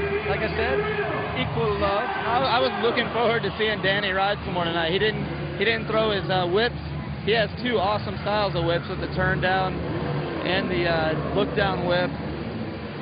But Fair's got this right here. Huge underflip. Doesn't get any bigger than that. I love the way he whips and the wall ride flip too. You know, it's like he gets upside down, he gets sideways. The underflip, you've got to be perpendicular to the direction of travel, so you go fully 90 degrees. And then he adds that little bit of kind of X up on He the doesn't bar. cheat that trick at all. He's fully committed. Big cliffhanger. And we forgot to kind of mention that he did hit this little wall ride. It's not the biggest obstacle on the course, but it is an obstacle, and he's the only one hit. What was that, a transfer? That was nice. He transferred over, and that was really smart because the transfer, hipping over there from that takeoff, with the double it sent him straight into the tunnel. That's where we needed to go, so perfect. Big knack flip. Sticking it, kind of holding it there for a second. So here he goes again. Oh, a little case. Oh, yeah, he was pulling that one up short. Still got the trick fired off. Needs to get it back together, back in the tunnel. I think these days, with the level of tricks going up, the judges have eased up a little on being harsh for the over-jumpings, under-jumpings. So true. Was that 2 double grabs? I think he's kind of... Oh, actually, no, that was a single Indian air. But that was 2 double grabs. That was a double grab. I think he was going for the rock solid over the big gap and couldn't let go. And I think that's one of the pieces that Jeff's lacking is the experience if he's bigger. What Jeff was smart in, he asked when he got in the tunnel after the clock hit 0 if he had time to mess with the steering damper. This is his last jump. Jeff Fair. What? Oh! Was that? He did a great save right there. That was a fantastic save. Our chief of course, Pachi Reyes, there waving the checkered flag. He almost took Pachi out. Pachi was sleeping on the job, it looked like. A little siesta, I think they call it here.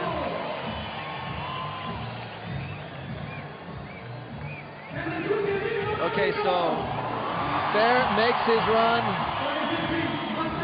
Jeff Fair's just stoked to be here. Oh, he's having a great time. I don't think he thought he was going to be in the quarterfinals. Look at this. Look at how amazing that execution is.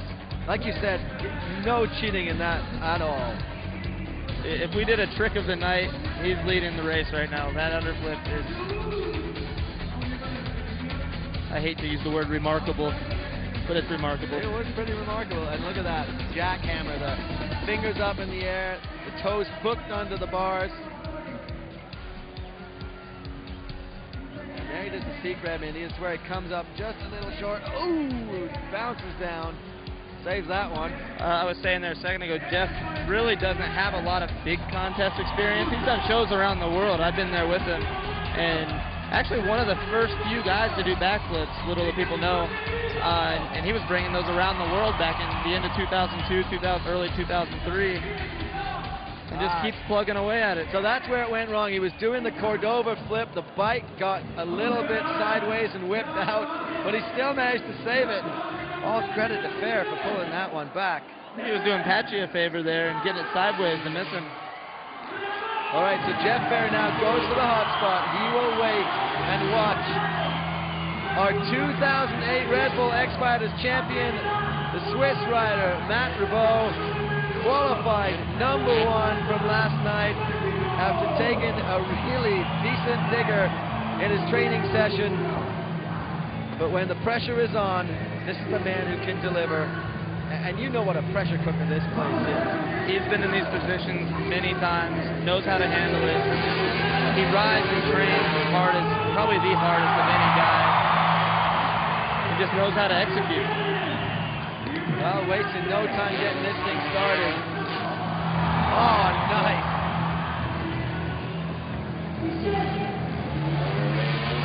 Most of the guys taking the advice of the judges, utilizing that jump with a little more aggression.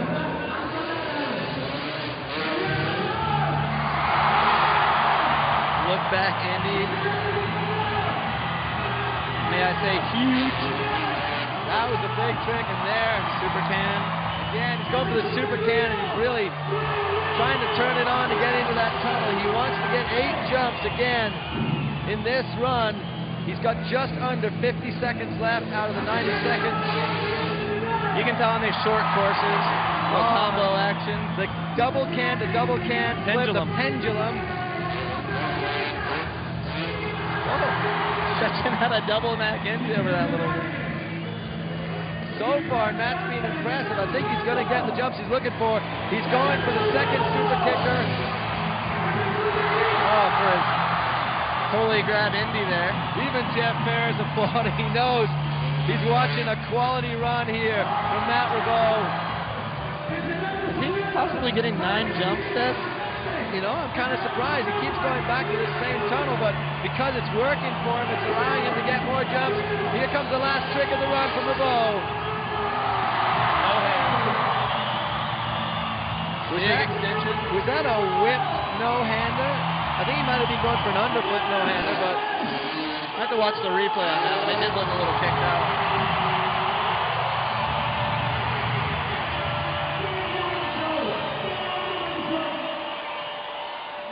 Well, the Mexican fans really enjoying that run. So Matt Ribot versus Jeff Fair, that was the last of the quarterfinal runs. Take a look at these replays, Ronnie. Well, that back injury is not really setting him back. He's stretching all his stuff out as big as ever. Full look back, Indy KOD flip. That's kind of like a look through. That's a look back, isn't it? The pendulum flip. Haven't seen that one tonight. We've seen some good variations with the double can flips. Levi with the double can switchblade flip, Sinks with the catwalk flip. I like that sits down and preloads that whipped out double can. That's a signature Matt trick there, the semi-holy grab to way off the back of the bike. And just those left fingers managing to catch the bike and bring it back under him. So I got a feeling Matt Ribot is going through to the semifinals. And that's going to be a great match. 9 jumps. 9. Yeah, you're right. He was getting that extra jump. Matt, if he wins this, is going to meet up with Levi Sherwood. That's like a David and Goliath story if I ever heard of one. So here we go. Trick and track goes to Matt Ribot. Execution. Matt Ribot in style. There you go. Ribot taking it to the semis. Marks across the board. He's pumped right now, but he's been watching Levi Sherwood ride, and he knows he's got his work cut out. I got to tell you something. Matt Ribot, 2 weeks ago, actually said, this kid is amazing. I think he might actually win in Mexico. So Does he feel threatened? Well, we're going to find out in just a little while in our semifinals. This is Red Bull X-Fighters Mexico City, the start of our 2009 Red Bull X-Fighters Tour. We move on to Calgary, Canada next. Then we go to Texas. Then we go to Madrid. And we finally ended up in jolly old London, England. It's going to be an epic tour. And there you see the Plaza de Toros Monumental here in Mexico City. 42,000 of our closest friends are hanging out with Ronnie Renner and myself. Oh, look, there's a not so disappointed looking Adam Jones. He's kind of relaxing. It's Adam's first X-Fighters. He's stoked to be here. Came off a pretty grueling schedule to get here. He'll be back. So we take a little break in the action now. And we got a little bit of the unique entertainment that Red Bull X-Fighters is known for. And the crowd gets to take a breath from all of the crazy freestyle action.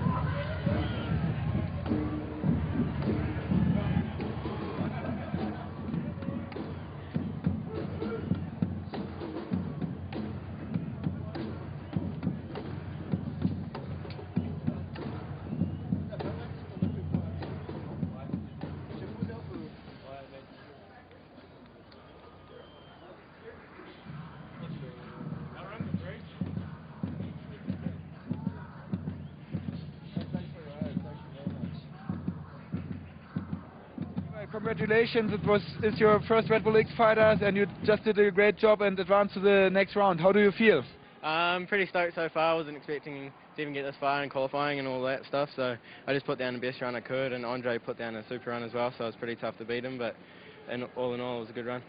How is it riding in front of 40,000 crazy Mexican spectators? It's pretty crazy. You look around and just people for Africa. When I'm riding, I just kind of zone in and, just focus on my own thing and not worry about everyone else. What's the plan for the next round? Next round, I think I'll just do a similar run, but try to do a few bigger things to hopefully advance the next round. Good luck. Thank you.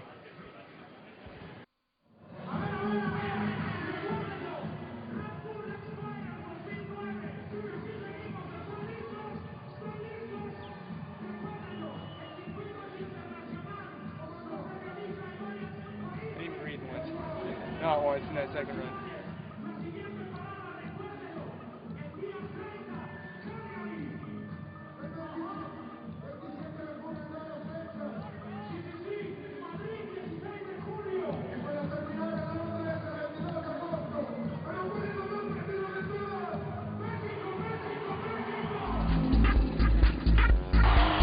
So here we see a 3D model of a backflip execution here.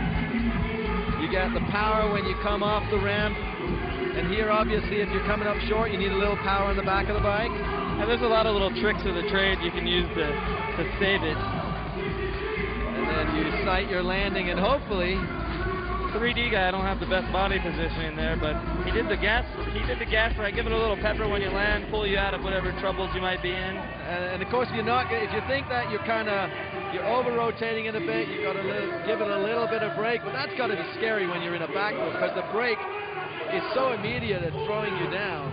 Well, yeah, there's more to just tapping the brake too. You got to pull in the clutch so you don't stall the engine, tap the brake. Guys have stalled it, and then it gets really nasty on the landing. There's a lot happening up there for sure.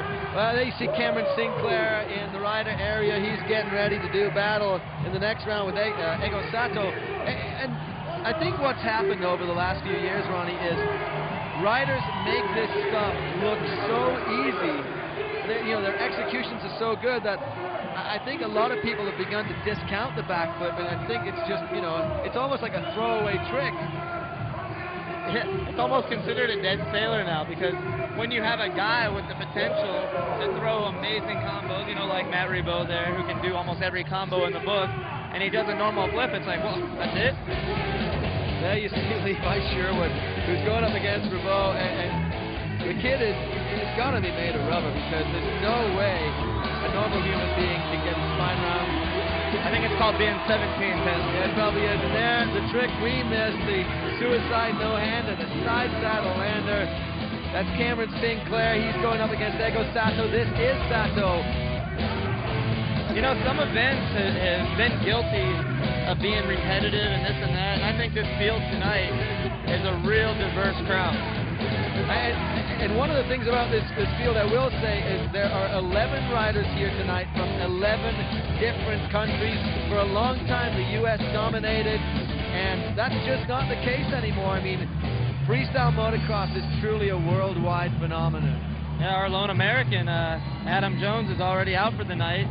That's it. We got an Aussie, a Japanese guy, a New Zealander.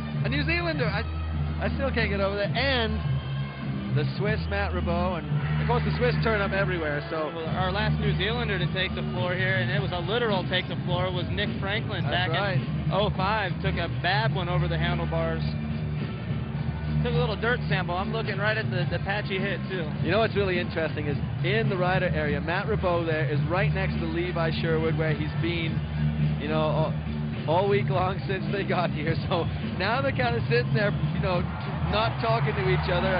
And I don't know if Matt's going to try something to maybe psych Levi Sherwood out, but you know, there's got to be some tricks of the trade that you use when you get in that position. You got some young kid you got to go up against. I'm sure Levi's sitting there like, holy cow, I'm going head to head with Matt Ribot. I'm sure he looks up to the guy, and he's another guy. He's just pumped to be in the position he is. I don't think he's going to leave here disappointed by any means. Threw a great run together in that quarterfinal.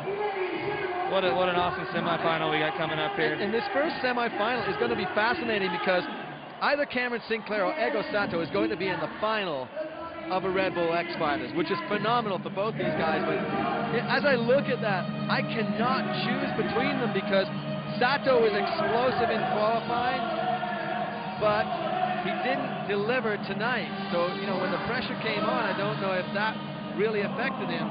Whereas Sinclair, he just dialed it up a notch. Yeah, Sinclair was on point. Ego was, you know, not to cut him down bad. His tricks were amazing, but he was a little sloppy with some of the executions and landing. He had that missed shift in the tunnel. And he's a veteran, though. You know, he can come back out here, throw it together, no problem. Well, the benefit for Sato is he's the higher qualified of the two riders, so he gets to wait at the hot spot and watch Cameron Sinclair's run. So he gets to see what this guy's going to do, and then he can choose just how completely nuts to go to move him through to the final. But right now, Cameron Sinclair is getting ready. He's on the course.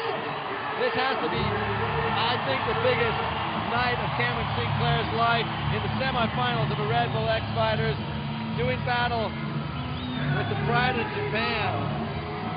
Oh, Cam's had a heck of a year, man. Really made his name known in the freestyle world. Here he is, Red Bull X Fighters, Mexico City. 45,000 plus, I'm guessing. I'm sure there's a little bit of pirating going on. He really came here with the intent of doing the double backflip. I mean, we had the ramp, it's kicked up, but unfortunately, the lack of power at altitude, which is a pretty significant thing when you're trying to do a double flip, and of course the ramp just didn't feel right, so he elected to be smart and sensible and just pull those, you know, regular old huge tricks that he's got. Well, you're not going to catch me in my wildest dream attempting a double flip. This one I have witnessed, it is a lot about power delivery. Holding, almost executioner style on the knack-knack one-hand flip, just holding it out there. Great first trick to start off right at the judges. Fantastic first trick, and again, just charging down into the tunnel there. He wants to try and get as many tricks as possible. Signature sink, throwback with the hand. But he didn't land it side saddle as he did the last time, so there is one thing that was a major difference from the quarterfinal round to the semifinal round. Remember, the judges are watching, they know he can pull that. They saw it last time, so already a little kind of mark against him. They're going to have to be as nitpicky as they possibly can in this round. The Saran wrap to knack flip. That's an original. That's a great combo. I mean, going from the front of the bike with the Saran to the back of the bike with the knack. I mean, just throwing the standard heart attack when there's been way bigger tricks being delivered, it's kind of disappointing to these judges. I know it is. Well, good style, good execution, just not quite the difficulty. There back in. He runs alongside the bike in the backflip, doing the catwalk. Time's running out for him, and this wasn't as exciting a run as he did in the quarterfinals. So he better hope that Ego Sato hasn't dialed his game back in, because Sato's coming hard. He's mad about that quarterfinal run. Definitely. The madder Ego gets, the more focused he gets. Oh, side saddle flip with a big gap. And he had to get back and jump on there because he needed to kind of get to the brake. Opting not to double flip, but still stepping up the difficulty. You know what? I gotta say, that was a big move to end it all. So he might have redeemed himself, but you know, we looked at those super kicker tricks. They were both pretty weak. Certainly not as big. I mean, we've seen flips now over the super kicker. We've seen some huge executions. Sinks didn't have that. Well, it looked like he did rush that time to get his 8 jumps. The last round he only did 7. Rushed it through there. To rush it through there, he had to kind of lower the difficulty on whatever jumps he brought to that. And he did this as the trick that he landed side saddling his quarterfinal run there. He did the regular landing. Awesome combo there. See, just the standard kind of look back double can. Not terrible, but kind of 2002. Here he goes for that one-hander flip, side saddle landing. Oh, he's selling it anyway. I gotta give him that. Half the battle, bud. So Cameron Sinclair moves to the hot spot, and Ego Sato takes the course. Which one of these two is going to go through to the final of Red Bull X Fighters Mexico City? Maybe going to take his big chance there. Sinks didn't really give him a great window of opportunity there, but the breaking point could be that small super kicker once again. All of Cam's big gap tricks, totally original, with definite Sinks flavor to them all. But Ego's got his own flavor he's about to bring out.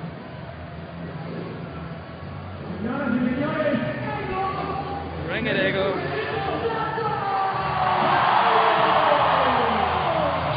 He does that trick so huge and he's so committed to it. I'm always worried he's just going to get a little bit kind of looped out. He's nose high in the landing, but you know, he does over-rotate a bit, but he's looking the opposite way the whole time. He almost can't see. Oh! Let go super nap. Kind of rock solidish. Big double grab. That's the sort of extension the judges want to see, even though it's a double grab, which is not the biggest of tricks. A huge extension on such a short jump, that has big value. Cliffhanger flip. I haven't seen that one from Ego yet. And look at his charge into the tunnel. I mean, he doesn't want to waste any time. He's really pushing it. He knows the number jumps are key, and he was kind of making sure that shit was... Well, it's a big difference if you know. Look how quick he stops on these up ramps here. Flips around quick as quick as you can. What's really interesting is mixing the run up, because that trick came much earlier in his run the last time, so he's kind of trying to show the judges the difference. Cordova flip, holding it. How cool was the Cordova flip? When he looked, he was looking directly at the judges, upside down. And time was running down, but he made it. He made it into the tunnel. This one will count. I see Regis Harrington shaking his head, yes. Gonna count this one. Lazy boy, sticks it perfect. We got a battle on this one. Oh, wow. We say this every time, and I know you have been in that judge's chair. It's got to be just a terrible place to be at a time like this. Sinks is nervous right now, no doubt about it. He knows he threw down a good run. Ego's been one of the guys to beat this weekend. Delivered right there. It's up to the 5 judges. I'm really interested to see, normally Sato delivers the show. I mean, he's really good at it, but he's thinking more about riding right now because he's riding so well. Unique Sato, full punctuation on the trick. He's coming right at us on that one. I think he did that for us. Look at the extension here. Look at the big double That is absolutely perfect. That is textbook extension. That's what the judges are looking for. I like how he goes cliffhanger flips. He kind of creeps off the back a lot.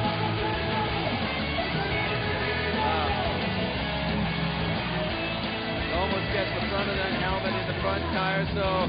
Oh, hammer run. Oh, yeah! Life's like a ninja, originally.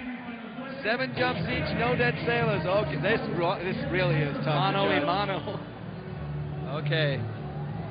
What are you going to say? Who you getting into? Cool. I'm going to have to go with Sato. Well, he got trick and track. He got execution. He only needs one more. There goes Santos in the finals. The Red Bull X-Fighters Mexico, and the crowd goes wild. They're digging it. They agree with the judges. It's something that doesn't happen every time. Well, you know, it should be a disappointment for Cameron Sinclair because he came here with a different purpose in mind to do that double flip in a freestyle run. He couldn't make that happen, but he really did put in a great effort. You know, something we didn't mention, and it's something that relates to this whole double flip thing with things. He's been riding a 250 F4 stroke for the last while for all of his trick use, and only riding the 252 stroke for the double flip. He chose, because he came here intending to do that double flip, that he was going to get all his tricks back on the 2-stroke. Well, Sinclair is to the showers, and now we have David versus Goliath. Goliath is the guy on the right. That's Matt Rabeau. He's our champion from last year and the #1 qualifier. The kid on the left, and we call him a kid because he's a kid. He's 17 years old from New Zealand. Oh, and look at this. What's he wearing right now? He's wearing the Puma football jersey. Did you teach him that? These kids learn well these days. I have pulled out some gimmicks in the stadium, and they have worked well. Glad to see Levi picking up on it. You're renting the props, right? You rented Jonesy the sombrero. You're giving him the Puma jersey to wear. So Levi Sherwood is in the tunnel. He's on that 4-stroke Kawasaki, ready to try and take down his hero, Matt Rabeau. And just watch this kid. Watch the extension he gets, and look at how flexible he is.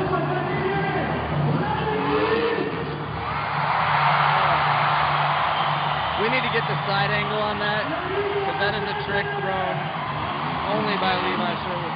Heel clicker flip. Oh, nice. So he's stepping it up a little bit. He's changed his run-up already, and Powering through the corners a bit. what I can't believe is that the pressure does not seem to be getting to him. He hasn't done many big contests, but he has done a lot of shows for a lot of crowds in Australia and New Zealand. Oh, his simple tricks like the seat grab Indian air, puts his own twist to it, kind of makes it his own. And you know, because of that, I think it weighs pretty heavily on the style judge. He looks at that, and that is unique style. I mean, nobody else does these tricks like Levi Sherwood does. Huge tsunami flip, barely getting it back. Just fine. Look at that. Even that is going, oh, man. Oh, no. That is a big mistake from Levi Sherwood. He's going to try and save it. He's going into the tunnel. At least it transitioned him early. He's now going to have to really turn it on. Coming for the big kick. It's the executioner style, one-handed seat grab. So 12 seconds. The clock is running down. 10 seconds. Heart attack, not the biggest trick to be thrown over that. Comes up a little short. Kind of allowed him to get into the tunnel quicker, though. Wow, and that's breathing a sigh of relief right now. So this is it. This is the last jump in this round for Levi Sherwood. What's he got for us? Huge Cordova flip. Levi's pumped. He did make that mistake of missing the ramp, which is going to cost him. Head-to-head, though. Rabeau's a machine, but he's not perfect. He isn't. Yeah, we've seen so many things go wrong for so many riders. Listen to the crowd, man. They love this kid. I mean, it kind of helps that you have the local football jersey on, but That never hurts anything, but tricks like that, look at that, side angle. wow.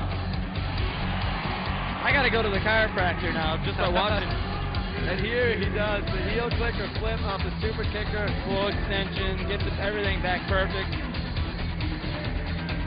Oh, look at the extension. I mean, it's so perfect. You just need to get that look through, too. And missing the one ramp, though, Tess, is going to be the costly factor. And the thing is, he did that twister on the super. Oh, that's why. Oh. The ramp was slick. Good save, actually. Great save. Missing the ramp, definitely better than busting. Oh, yes, it is. And look at that executioner. How long he held the boot. Okay, Levi Sherwood, I think if he had hit that super kicker, would have been a massive threat to Matt Ribot. I think that mistake is going to cost him significantly if Matt Ribot run and doesn't make a mistake. Ribot can't come out here and take it easy, that's for sure. Kind of a little stiff on that KOD from Matt. Looks like he had to struggle with getting that up there. Well, again, remember, Matt's really badly injured. And none of this feels comfortable to him right now. He can't sit down. He kind of looks really young, doesn't he? Doesn't look very unhappy, though. He's pumped to see it. There, that gets the look through. Kind of bunched up a little on his feet, not getting the extension all the way up. A little short extension on the. That's kind of the risk you take trying those bigger tricks on that smaller gap. Look at him race in the tunnel there. Still getting it done though. What's he got for us? Oh, the pendulum. Oh, wow. Missed his footing there. Almost turned that into a triple pendulum. Managed to save it. And I think that kind of, not to pick him apart, Tess, but he's rushing so much to get those extra jumps that it's not looking as stylish and fluid as I would prefer.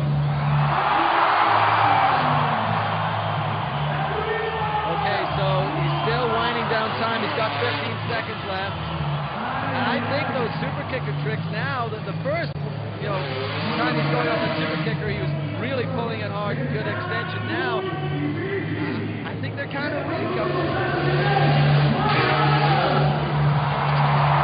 Flip the one hand with a one-hand lander. That's big. Yeah, that wasn't weak at all. Okay, Matt Ribot put in a good run, but not a great run. And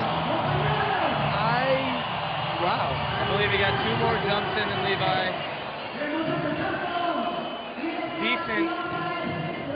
Nothing terrible with the extensions and the difficulties. I think Ribot has more. I think he does go to the final. But the question really is it a quantity versus quality thing? I mean, this is still a tough one to judge.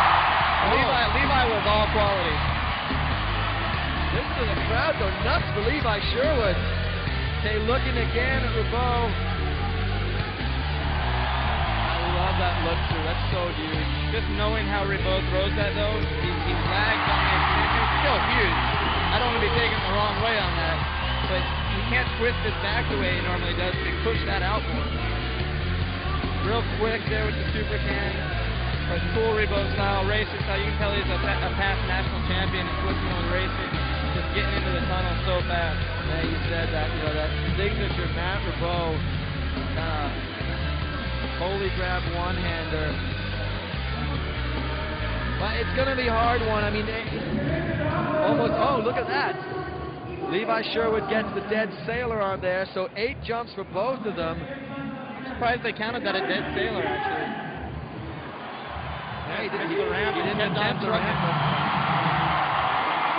Whatever happens, this has been the greatest night of Levi Sherwood's life, and he is a force to be reckoned with. You're going to see and hear a lot about that young man on the right on the green bike. I'm for sure a Levi Sherwood fan. Sherwood gets trick and track. Sherwood gets execution. He only needs one more, and he'll go to the final. Levi Sherwood is upset. Levi Sherwood takes out Matt Ribot. He's in the final against Ego Sato. The crowd is pumped right now. I'm shocked. I need a hit on the table. That was unbelievable. Wow. Did we just see that? I got goosebumps. I'm not going to lie. Right now, I got goosebumps. Holy shnikey. Look at this. He's on fire. You know what? He had a bad crash in practice. He's got the underflip as well.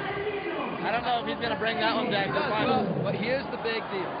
We go from 90-second runs all the way up to now until the final, when the runs become 2 minutes long. That's when you're going to have to really dig deep into that bag of tricks to get the extra 30 seconds and hold it together. I've got a newfound excitement for freestyle motocross right now, man. I mean, look at this. We're starting the season. It's Ego Sato versus Levi Sherwood in the finals of this competition. Danny Torres is out. Adam Jones is out. Oh! is out. And you know what happens to the guys who are out?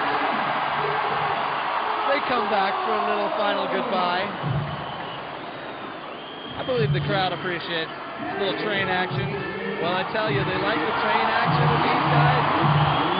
But what's even better is when they come out of this tunnel. And I think there's nothing I can say that will make this any better than it is. I'm just going to shut up for a second and let you watch.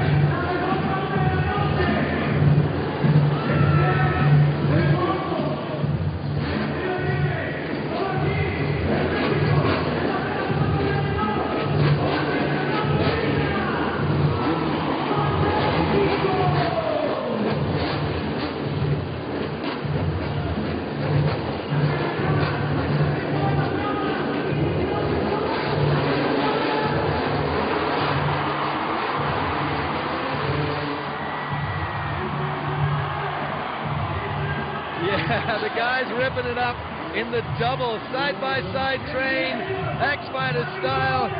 This is Red Bull X-Fighters Mexico City test stool, along with Ronnie, Who's Your Daddy Renner, and we're both, I think, almost speechless, but this is really exciting. I mean, this is cool. For the first time in my life, I'm flabbergasted. I wanted to use that word so bad, and I gotta use it. You waited so many years to say flabbergasted, and then, I mean, what else can you say? You've got a 30-year-old Japanese guy against a 17-year-old kid from New Zealand who needs his dad's signature to even get in this thing. Well, I secretly kind of had Revoke glued in as for sure final contender. Absolutely. Not a doubt in my mind, especially when Sherwood made that mistake. But I'll agree with the judges a bit. I don't know exactly their consensus up there, but Revoke didn't have a full Revoke style and run in that semifinal run, and Sherwood brought something new to the table. He did have a small mistake, but he still got the same amount of jumps in his match. Well, there you see 8 guys who went out of competition, having a good time here in the Mexico night skies. Look at that. That is so cool. I think was looking at that. And look at this. Oh, almost touching boots there. If we can say Pajay's back. He looked pretty good there. He looked kind of happy and confident. So, Levi Sherwood having a little bit of trouble with the bike there in the tunnel. He actually looped out after a practice run. He went back in the tunnel and ended up looping out the bike and tearing off the back fender. But Sherwood now is this final run. Here he comes. 2 minutes on the clock. Sato is the number 2 qualifier in the competition, so he gets to sit and watch Levi Sherwood. And I don't think Sherwood's going to make the same mistake on that ramp going into the super kicker again. He knows it's slick, so he'll be more careful. But can he throw it together for 2 minutes? And yeah, the question is he going to run out of tricks? Because we've seen that before when runs move up to 2 minutes. He's a scrappy little dude. I think he's got the energy to go 2 minutes, but Sato's got age, I'm right there with him, 31, Sato's 30. You definitely don't ride it as hard as long as you used to. Okay, what you got to hear right now is listen to the crowd every time he goes on the jump. Well, the crowd stands behind both these guys. Ego coming here for the last few years, having some really good rides. He's got a following. Levi, he's got a following. Huge. Even Ego Sato is applauding that. I mean, I think we're seeing the future of freestyle right here. A lot of guys had high expectations for Levi, but I truly had to see it to believe it. kicker. Instant move grab, double grab, the smaller one. Still just letting loose, you know, getting back to those tunnels as fast as he can. No, so far he's run a 90-second run, and he's been flawless. This has been a great run. He's got 30 seconds left to go. Oh, big double nap. Haven't seen that one from him tonight. It's big, and he lands so solidly. He's braking well. It's a big bar hop. You know, not the biggest trick, but you're trying to, you know, get 2 minutes of riding. I mean, you gotta pull out the You gotta start digging deep into that bag of tricks right now. He's looking for everything. Time is winding down. That's gonna be his last jump right here. Big shell and flip, sticks it perfect. Oh, he doesn't know his time is over. I think he's going for a little rebate on the kicker. Oh, no. He knows he's done. He's fired up right now. Oh, he's motoing around. Look at him. I think someone's going to have to tackle him to stop him. The fans here in the Monumental Plaza of the world love this kid.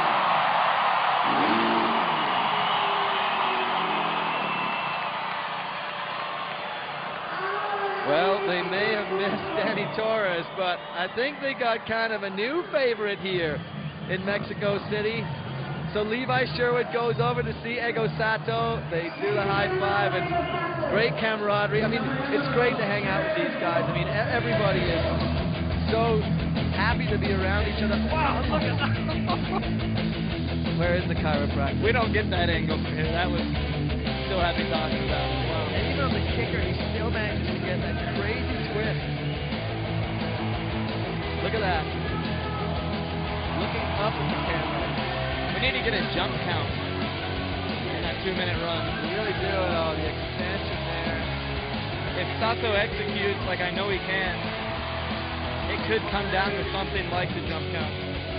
Well, again, the real question is, we're going to 2 minutes. Does Sato have the deep enough bag of tricks? Does he really have what it takes to make this work? Look at him again. Look at his waist twist.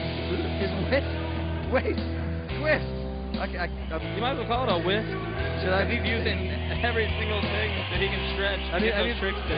I need to take some time off. I think I'm overexcited about how tonight has gone. Just a pup. Look at him on top of the world.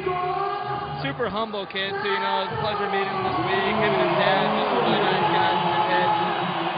You're talking about the camaraderie, man. It's second to none in sport. I mean, we've had other sports. I can't believe we all get along as good as we do and respect each other. It's crazy.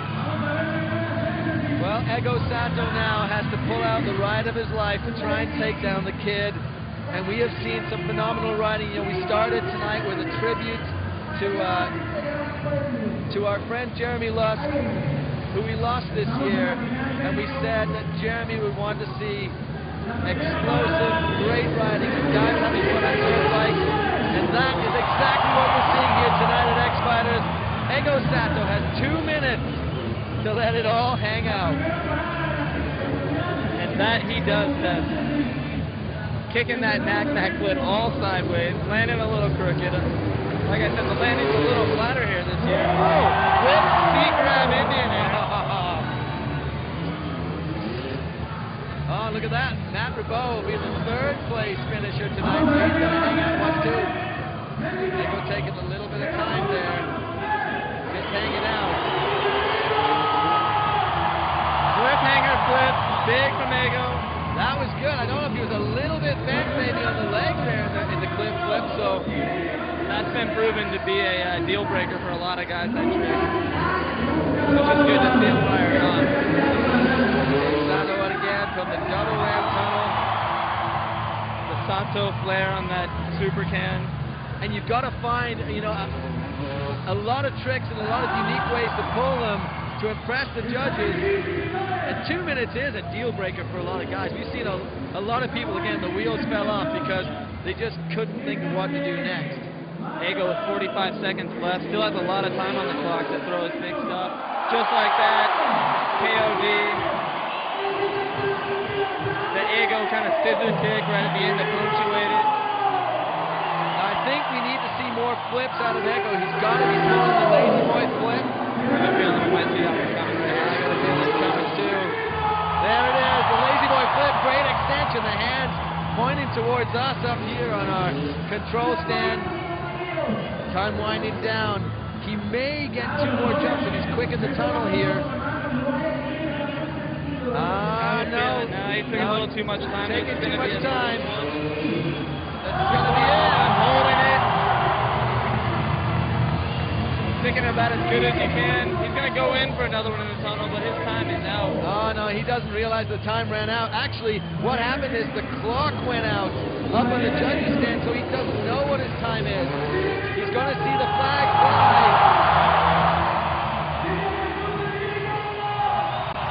A rock-solid-esque super knack. Santos fired up. Threw a good run together. So let me ask you this time, what are you thinking, Tevin? Well, after having watched the kid all week and watched kind of this renaissance of Ego Sato, I mean, great riding. It would be a tough decision to make, but I'm going to say the excitement has to go with Levi Sherwood. I think the judges feel it too.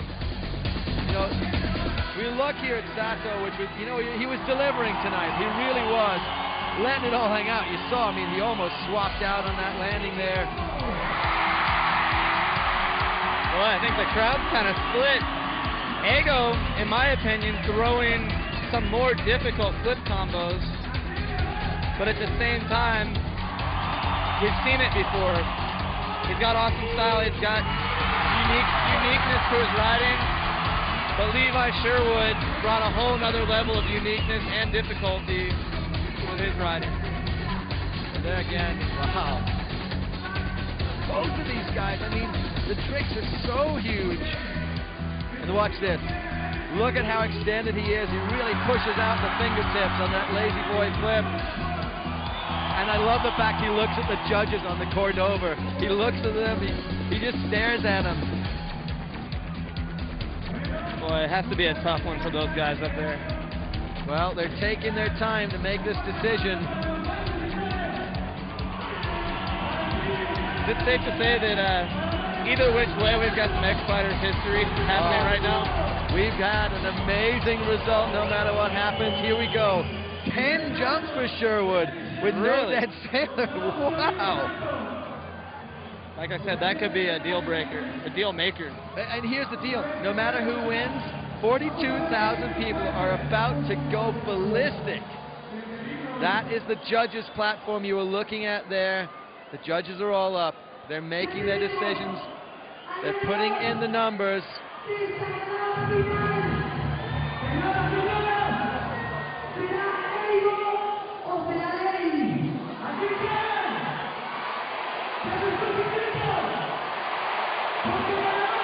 We're having a crowd chant off here. We don't know who it is. Sherwood! Sherwood takes the Red Bull X-Fighters. Mexico City goes to the kid from New Zealand. His first major contest and upsets the field. And they call him Levy. Levy, I mean, hey, he'll take it. And there, Matt Ribot going up to congratulate, you know, the kid. He actually claimed, Matt Ribot said, I think he can win in Mexico City. Matt Ribot was right. He won. Wow. And take a look at this. Hand-beaded helmets. It took 2 weeks to individually create each one of those helmets. And Levi Sherwood goes out of Mexico City a champion. But Ego Sato, what can you say about this old guy? Maybe you should get back in the game, Ronnie. Hey, easy with those old guys. I'm quite comfortable up here watching these guys just go big. Ego is stoked. He got second. I think that's his best X-Fighters finish.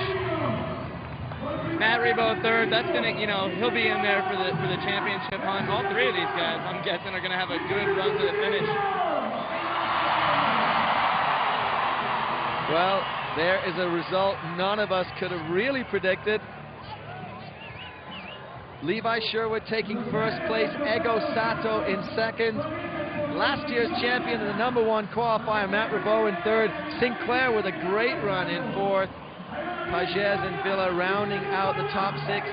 Danny Torres I think one of the bigger stories here again. Hey, he can't drink that. Yeah, pour it out. No, spit it out, kid. Spit it out. We're watching you. Danny Torres didn't make it out of round one and into the head-to-head matchup, so he will have to get it all back together and come out in Calgary, Canada, our next stop at the end of May 30th in Calgary. So be sure to watch that one. I'm excited to head up to Canada. It's going to be awesome. You know Ribaud's not going to take this third place lightly. He's going to be out at the compound first thing Sunday morning. I was going to say Monday. He's going to be up there Sunday morning getting after it. Look at that. He's on the shoulders of the San Paminas guys.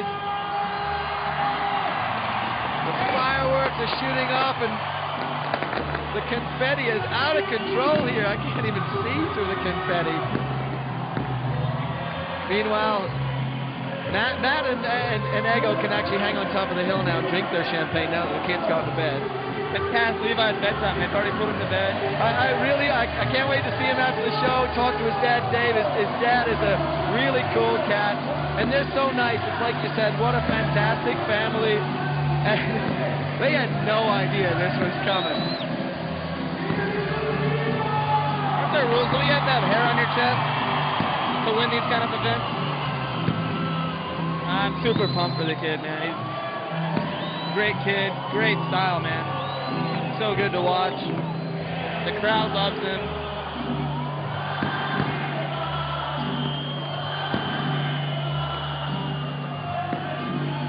Can't wait to see how he adapts to the bigger courses. That could always be it's gonna be an awesome series. We could go on and on about it. No, as you can probably see, Renner and I are taken aback, excited. I don't even know what it is. I mean, this has been a very, very thrilling few days here in Mexico City, and a great result, a fantastic final between two worthy contenders, and a really interesting start to our Red Bull X-Fighter season. Oh, look, there's one of your rental sombreros that he managed to find. I felt watching the kid in practice and qualifiers that he had a shot of doing really good tonight. Didn't think it was going to be a win. Then he had the big crash on the underflip in practice this morning. Thought, kind of rode him off. Put a little wind in his sails probably, a big crash like that. Nope. That shows a lot for his character right there. Not at all. I mean, he is a happy young man. And there's his dad, Dave. Look at this guy. He's like, wow, I'll come back to one of these things. I'll even bring the kid with me.